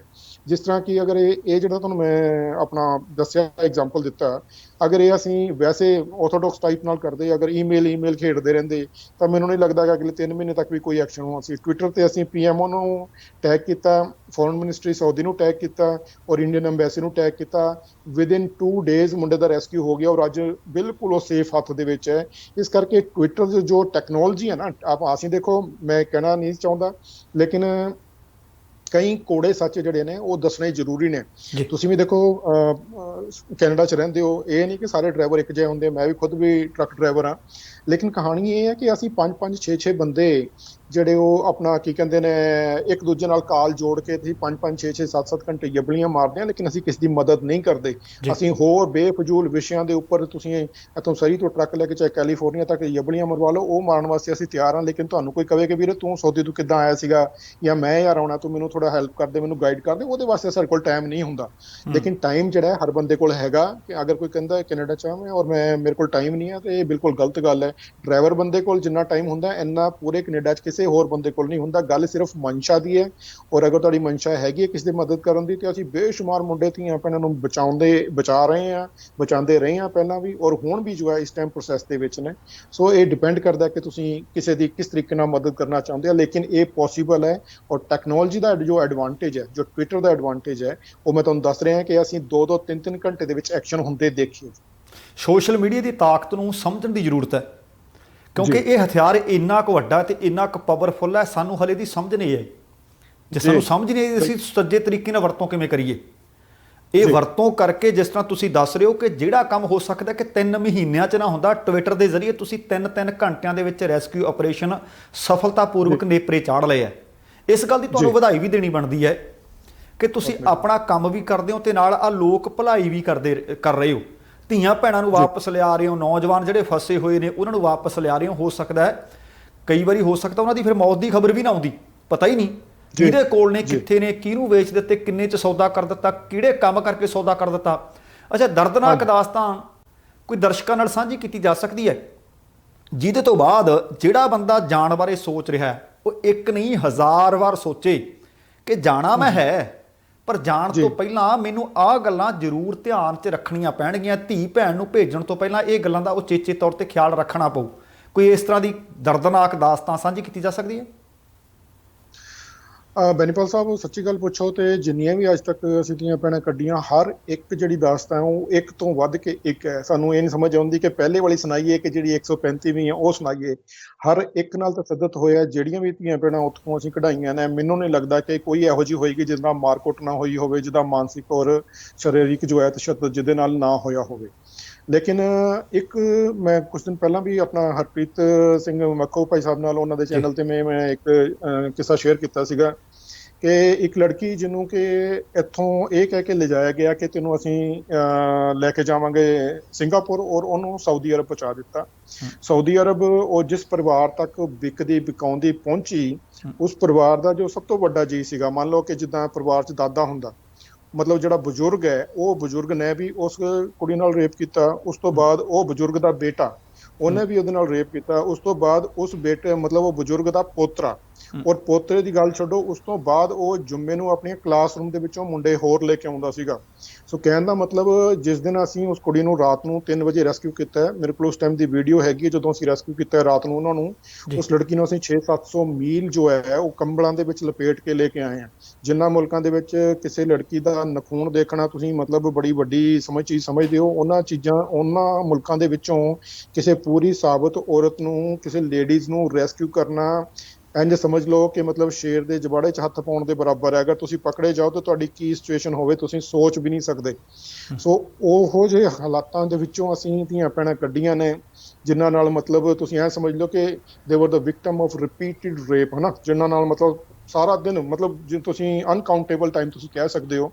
ਇਹੋ ਜਿਹੇ ਕੇਸਿਸ ਬਹੁਤ ਨੇ, ਬਹੁਤ ਇਹੋ ਜਿਹੇ ਕੇਸਿਸ ਨੇ ਜਿਨ੍ਹਾਂ ਨੂੰ ਮਤਲਬ ਜਿਨ੍ਹਾਂ ਨੇ 1-2 ਵਾਰ ਦੌੜਨ ਦੀ ਵੀ ਕੋਸ਼ਿਸ਼ ਕੀਤੀ, ਉਹਦੇ ਬਾਅਦ ਉਹਨਾਂ ਦਾ ਖੋਹ ਲਿਆ ਉਹਨਾਂ ਕੋਲ ਸਾਰਾ ਕੁਝ, ਫਿਰ ਮਾਰਨਾ ਕੁੱਟਣਾ ਔਰ ਸਿਗਰਟ ਨਾਲ ਜਲਾਣਾ, ਇਹਨਾਂ ਦਾ ਬਿਲਕੁਲ ਇੱਦਾਂ ਹੈ ਕਿ ਜਿੱਦਾਂ ਮਤਲਬ ਰੂਟੀਨ ਵਰਕ ਹੈ।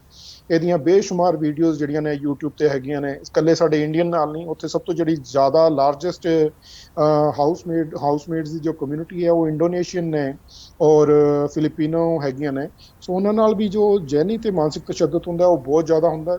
ਲੇਕਿਨ 2 ਜਿਹੜੇ ਕੇਸ ਨੇ ਉਹਨਾਂ ਦੇ ਵਿੱਚੋਂ ਪਹਿਲਾ ਕੇਸ ਜਿਹੜਾ ਮੈਂ ਤੁਹਾਨੂੰ ਪਹਿਲਾਂ ਦੱਸਿਆ ਕਿ ਇੱਕ ਭੈਣ ਸੀਗੀ ਜਿਹੜੀ ਕਿ ਆਪਣਾ ਅਸੀਂ ਸਾਊਦੀ ਅਰਬ ਤੋਂ ਕਰੀਬ 600-700 ਮੀਲ ਰੈਸਕਿਊ ਕਰਕੇ ਲੈ ਕੇ ਆਏ। ਉਹ ਉਸਦਾ ਕੇਸ ਸਭ ਤੋਂ ਵਰਸ ਸੀਗਾ ਕਿਉਂਕਿ ਸ਼ੀ ਵਾਸ ਅ ਵਿਕਟਮ ਆਫ ਰਿਪੀਟਿਡ ਰੇਪ। ਔਰ ਇੱਕ ਹੋਰ ਅਸੀਂ ਇੱਕ ਦੂਸਰੇ ਕੰਟਰੀ ਤੋਂ ਮਾਤਾ ਜੀ ਨੂੰ ਕੱਢਿਆ ਸੀਗਾ, ਉਹਨਾਂ ਦੀ ਵੀ ਉਮਰ ਕੋਈ 50-52 ਸਾਲ ਸੀਗੀ। ਉਹਨਾਂ ਨੂੰ ਉਮਰ ਤੋਂ ਕੋਈ ਮਤਲਬ ਨਹੀਂ, ਉਹਨਾਂ ਦੇ ਹਸਬੈਂਡ ਐਕਸਪਾਇਰ ਹੋ ਗਏ, ਉਹਨਾਂ ਤੋਂ ਕੋਈ ਮਤਲਬ ਨਹੀਂ। ਉਹਨਾਂ ਨੇ ਕਿਹਾ ਕਿ ਦੇਖੋ ਮੇਰੇ ਹਸਬੈਂਡ ਐਕਸਪਾਇਰ ਹੋ ਗਏ ਨੇ, ਤੁਸੀਂ ਮੈਨੂੰ ਜਾ ਲੈਣ ਦਿਓ। ਉਹ ਕਹਿੰਦੇ ਦੁਨੀਆ ਬਈ ਇੰਨੀ ਦੁਨੀਆ 'ਚ ਮੌਤ ਹੁੰਦੀ ਹੈ, ਤੇਰੇ ਘਰ ਵਾਲਾ ਮਰ ਗਿਆ ਤੇ ਅਸੀਂ ਕੀ ਕਰੀਏ। ਸੋ ਮਤਲਬ ਜਿਹਨੂੰ ਕਹਿ ਸਕਦੇ ਕਿ ਪੱਥਰ ਦਿਲ ਲੋਕ ਸਮਝ ਲਓ ਜਾਂ ਪੱਥਰ ਦਿਲ ਮੁਆਸ਼ਰਾ ਸਮਝ ਲਓ, ਉਹਨਾਂ ਨੂੰ ਤੁਹਾਡੀ ਫੀਲਿੰਗਸ ਤੋਂ ਕੋਈ ਲੈਣਾ ਦੇਣਾ ਨਹੀਂ ਹੈ। ਔਰ ਇੱਕ ਤੋਂ ਇੱਕ ਅਸੀਂ ਜਿਹੜੇ ਕੇਸ ਹੈ ਉਹ ਦੇਖੇ ਨੇ। ਰੀਸੈਂਟ 2 ਪੰਜਾਬੀ ਗੁਰਸਿੱਖ ਕੁੜੀਆਂ ਨੂੰ ਉਹਨਾਂ ਦੇ ਸੱਕੇ ਮਾਮੇ ਦੀ ਕੁੜੀ ਨੇ ਉੱਥੇ ਬੁਲਾ ਕੇ ਤੇ ਇੱਕ ਪਾਕਿਸਤਾਨੀ ਏਜੰਟ ਨੂੰ ਵੇਚ ਦਿੱਤਾ, ਤੇ ਉਹ ਪਾਕਿਸਤਾਨੀ ਏਜੰਟ ਰਾਤ ਨੂੰ ਉਹਨਾਂ ਨੂੰ ਲੈ ਕੇ ਤੇ ਪ੍ਰੋਸਟੀਟਿਊਸ਼ਨ ਵਾਸਤੇ ਆਪਣੇ ਕੰਮ ਤੇ ਲਗਾਉਣ ਵਾਸਤੇ ਲੈ ਗਿਆ।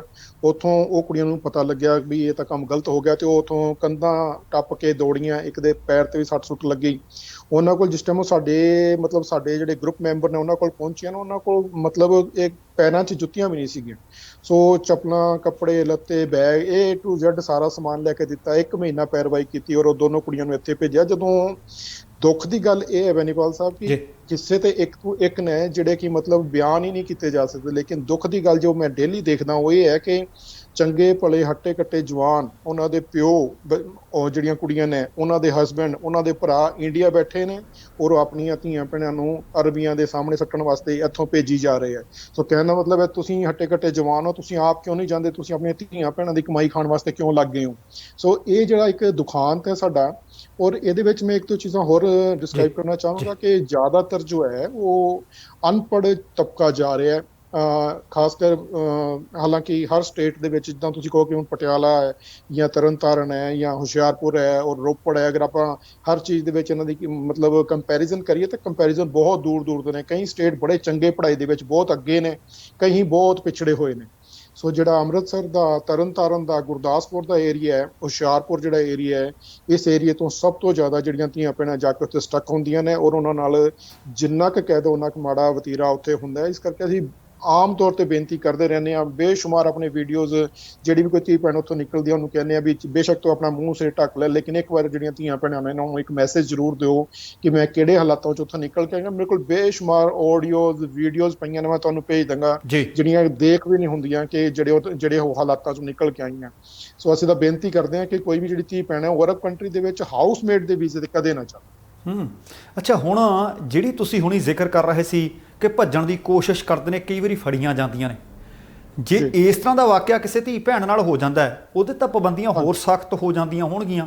ਕੋਈ ਇਸ ਤਰ੍ਹਾਂ ਦੀ ਧੀ ਭੈਣ ਛਡਾਉਣ ਦੇ ਵਿੱਚ ਵੀ ਫਿਰ ਦੁਬਾਰਾ ਕਾਮਯਾਬ ਹੋਏ, ਜਿਹਨੇ 1-2 ਵਾਰ ਭੱਜਣ ਦੀ ਕੋਸ਼ਿਸ਼ ਕੀਤੀ ਹੋਵੇ, ਉਹ ਰੋਕ ਲਈ ਹੋਵੇ, ਉਹ ਡੱਕ ਲਈ ਹੋਵੇ, ਉਹ ਫੜ ਲਈ ਗਈ ਹੋਵੇ, ਬਾਅਦ ਦੇ ਵਿੱਚ ਫਿਰ ਉਹਨੇ ਜਦੋਂ ਦਾਸਤਾਨ ਸੁਣਾਈ ਹੋਵੇ ਕਿ ਪਹਿਲਾਂ ਨਾਲੋਂ ਵੀ ਉਹਦੇ ਨਾਲ ਦੁਖਾਂਤ ਵੱਡਾ ਵਾਪਰਦਾ ਰਿਹਾ ਹੋਵੇ?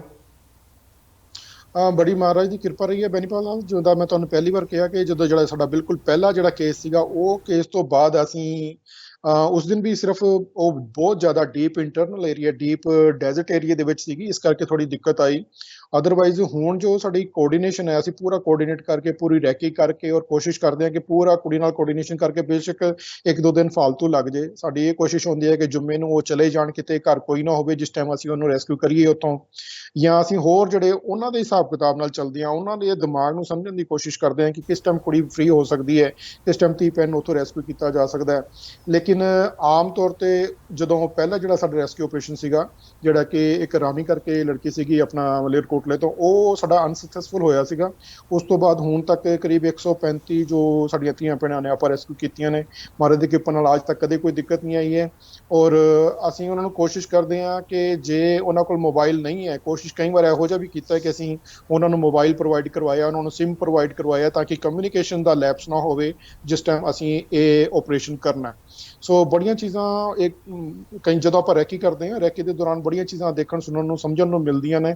ਲੇਕਿਨ ਇਹ ਹੈ ਕਿ ਤੁਹਾਡੀ ਵਿਲ ਪਾਵਰ ਸਟਰੋਂਗ ਹੈ, ਤੁਹਾਡੀ ਟੀਮ ਜਿਹੜੀ ਆ ਉਹ ਸਟਰੋਂਗ ਹੈ, ਤੁਹਾਡੇ ਪਿੱਛੇ ਖੜਨ ਨੂੰ ਤਿਆਰ ਹੈ। ਹਾਲਾਂਕਿ ਤੁਸੀਂ ਇੱਕ ਬੜੀ ਅਚਰਜ ਦੀ ਗੱਲ ਦੱਸਾਂ ਬੈਨੀਪਾਲ ਸਾਹਿਬ, ਕਿ ਜਿਹੜੇ ਮੇਰੇ ਟੀਮ ਮੈਂਬਰ ਨੇ ਉਹਨਾਂ ਦੇ ਵਿੱਚੋਂ ਮਤਲਬ 1% ਵੀ ਇਹੋ ਜਿਹੇ ਵੀਰ 1% ਹਾਰਡਲੀ ਹੋਣੇ ਨੇ ਜਿਨ੍ਹਾਂ ਨੇ ਮੈਨੂੰ ਦੇਖਿਆ, ਜਿਹੜੇ ਮੈਨੂੰ ਕਦੇ ਜ਼ਿੰਦਗੀ 'ਚ ਪਰਸਨਲੀ ਮਿਲੇ ਨੇ।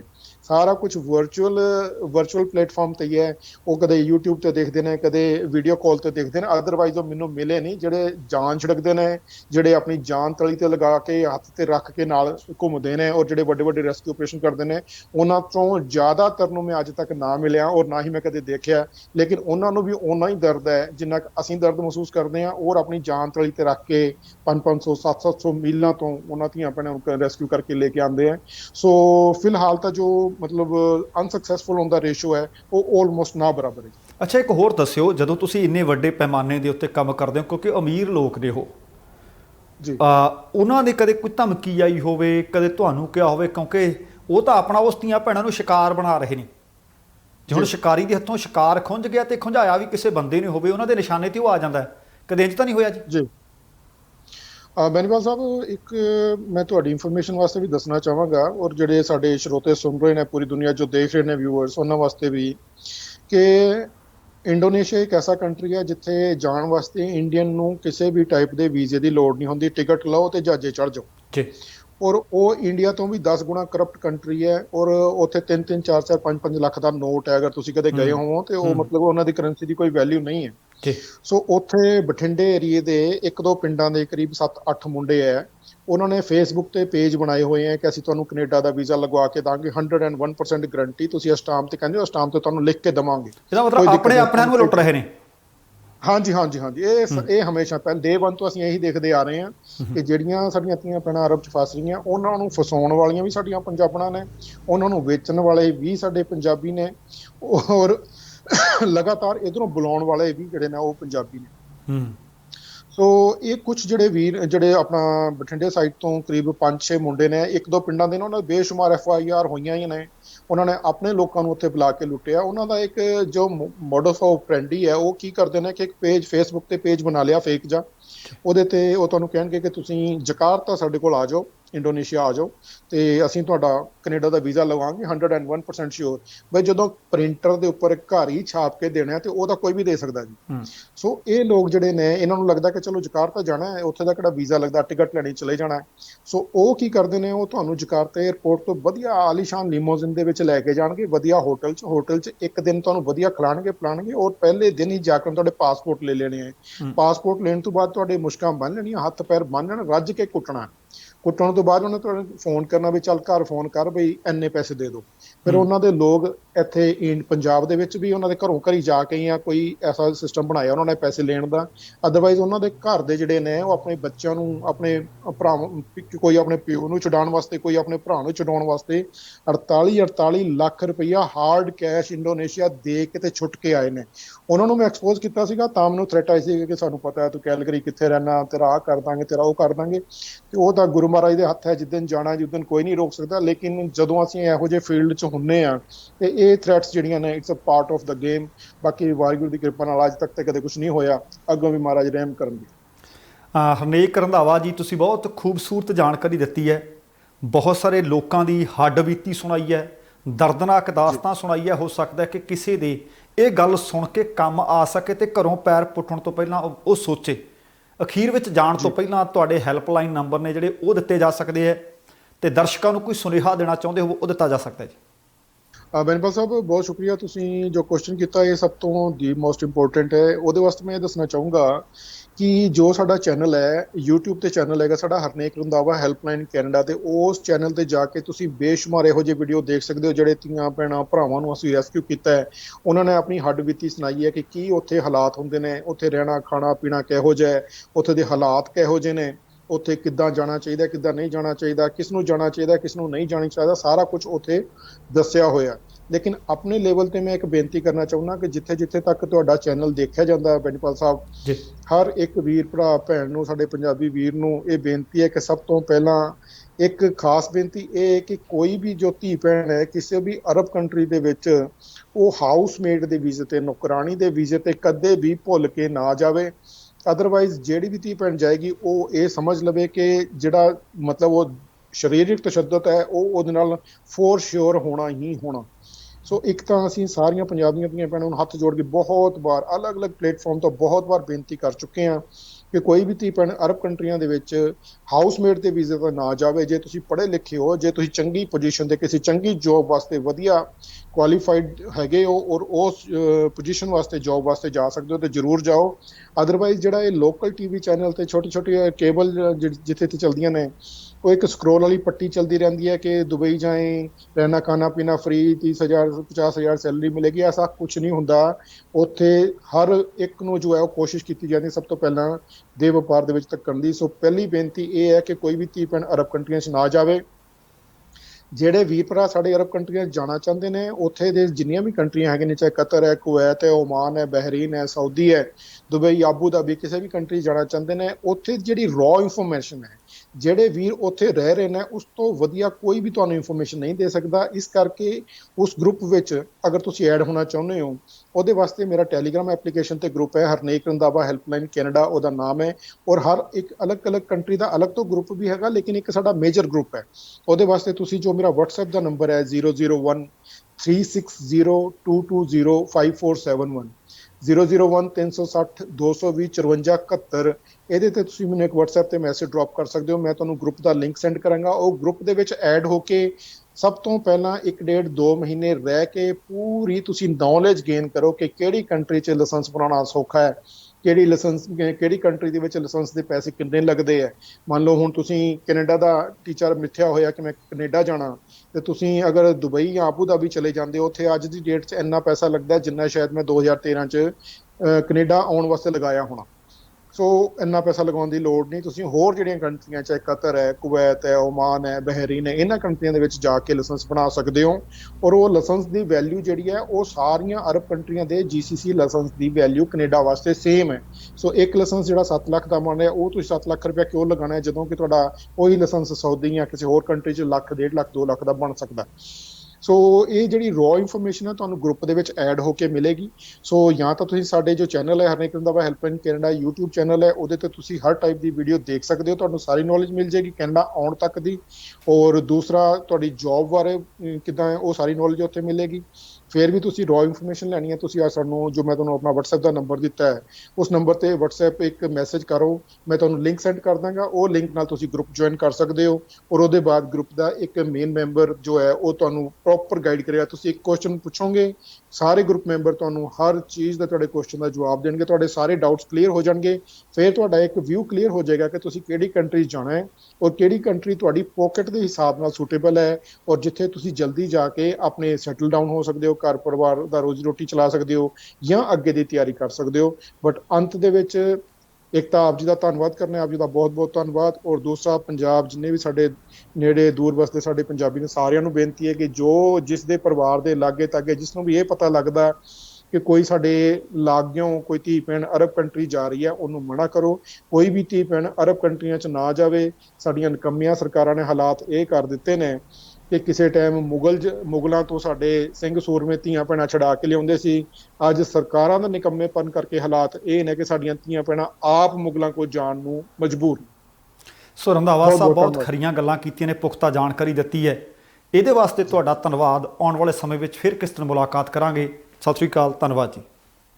ਸਤਿ ਸ਼੍ਰੀ ਅਕਾਲ ਸਾਹਿਬ, ਬਹੁਤ ਬਹੁਤ ਸ਼ੁਕਰੀਆ। ਮਿਹਰਬਾਨੀ। ਦੋਸਤੋ, ਇਹ ਸਨ ਹਰਨੇਕ ਰੰਧਾਵਾ, ਜਿਨ੍ਹਾਂ ਨੇ ਦੱਸਿਆ ਕਿ ਸਾਊਦੀ ਜਾਂ ਅਰਬ ਮੁਲਕਾਂ ਦੇ ਵਿੱਚ ਕਿਵੇਂ ਧੀਆਂ ਭੈਣਾਂ ਲਿਜਾਈਆਂ ਜਾਂਦੀਆਂ ਨੇ, ਕਿਵੇਂ ਉਹਨਾਂ ਤੋਂ ਕੰਮ ਕਰਵਾਇਆ ਜਾਂਦਾ ਹੈ, ਕਿਵੇਂ ਦੇਹ ਵਪਾਰ ਵਿੱਚ ਧੱਕ ਦਿੱਤੀਆਂ ਜਾਂਦੀਆਂ ਨੇ, ਕਿਵੇਂ ਤਸ਼ੱਦਦ ਕੀਤਾ ਜਾਂਦਾ ਹੈ, ਫਿਰ ਬਚਣ ਬਚਾਉਣ ਵਾਸਤੇ ਕਿਵੇਂ ਚਾਰਾਜੋਈ ਕਰਦੀਆਂ ਨੇ, ਤੇ ਫਿਰ ਉਹਨਾਂ ਨੂੰ ਉੱਥੋਂ ਕੱਢਣ ਦੇ ਵਾਸਤੇ ਹਰਨੇਕ ਰੰਧਾਵਾ ਹੈਲਪਲਾਈਨ ਉਹਨਾਂ ਵਾਸਤੇ ਕਿਵੇਂ ਕੋਸ਼ਿਸ਼ਾਂ ਕਰਦੀ ਹੈ ਤੇ ਕੋਸ਼ਿਸ਼ਾਂ ਨੂੰ ਫਿਰ ਬੂਰ ਵੀ ਪੈਂਦਾ ਹੈ।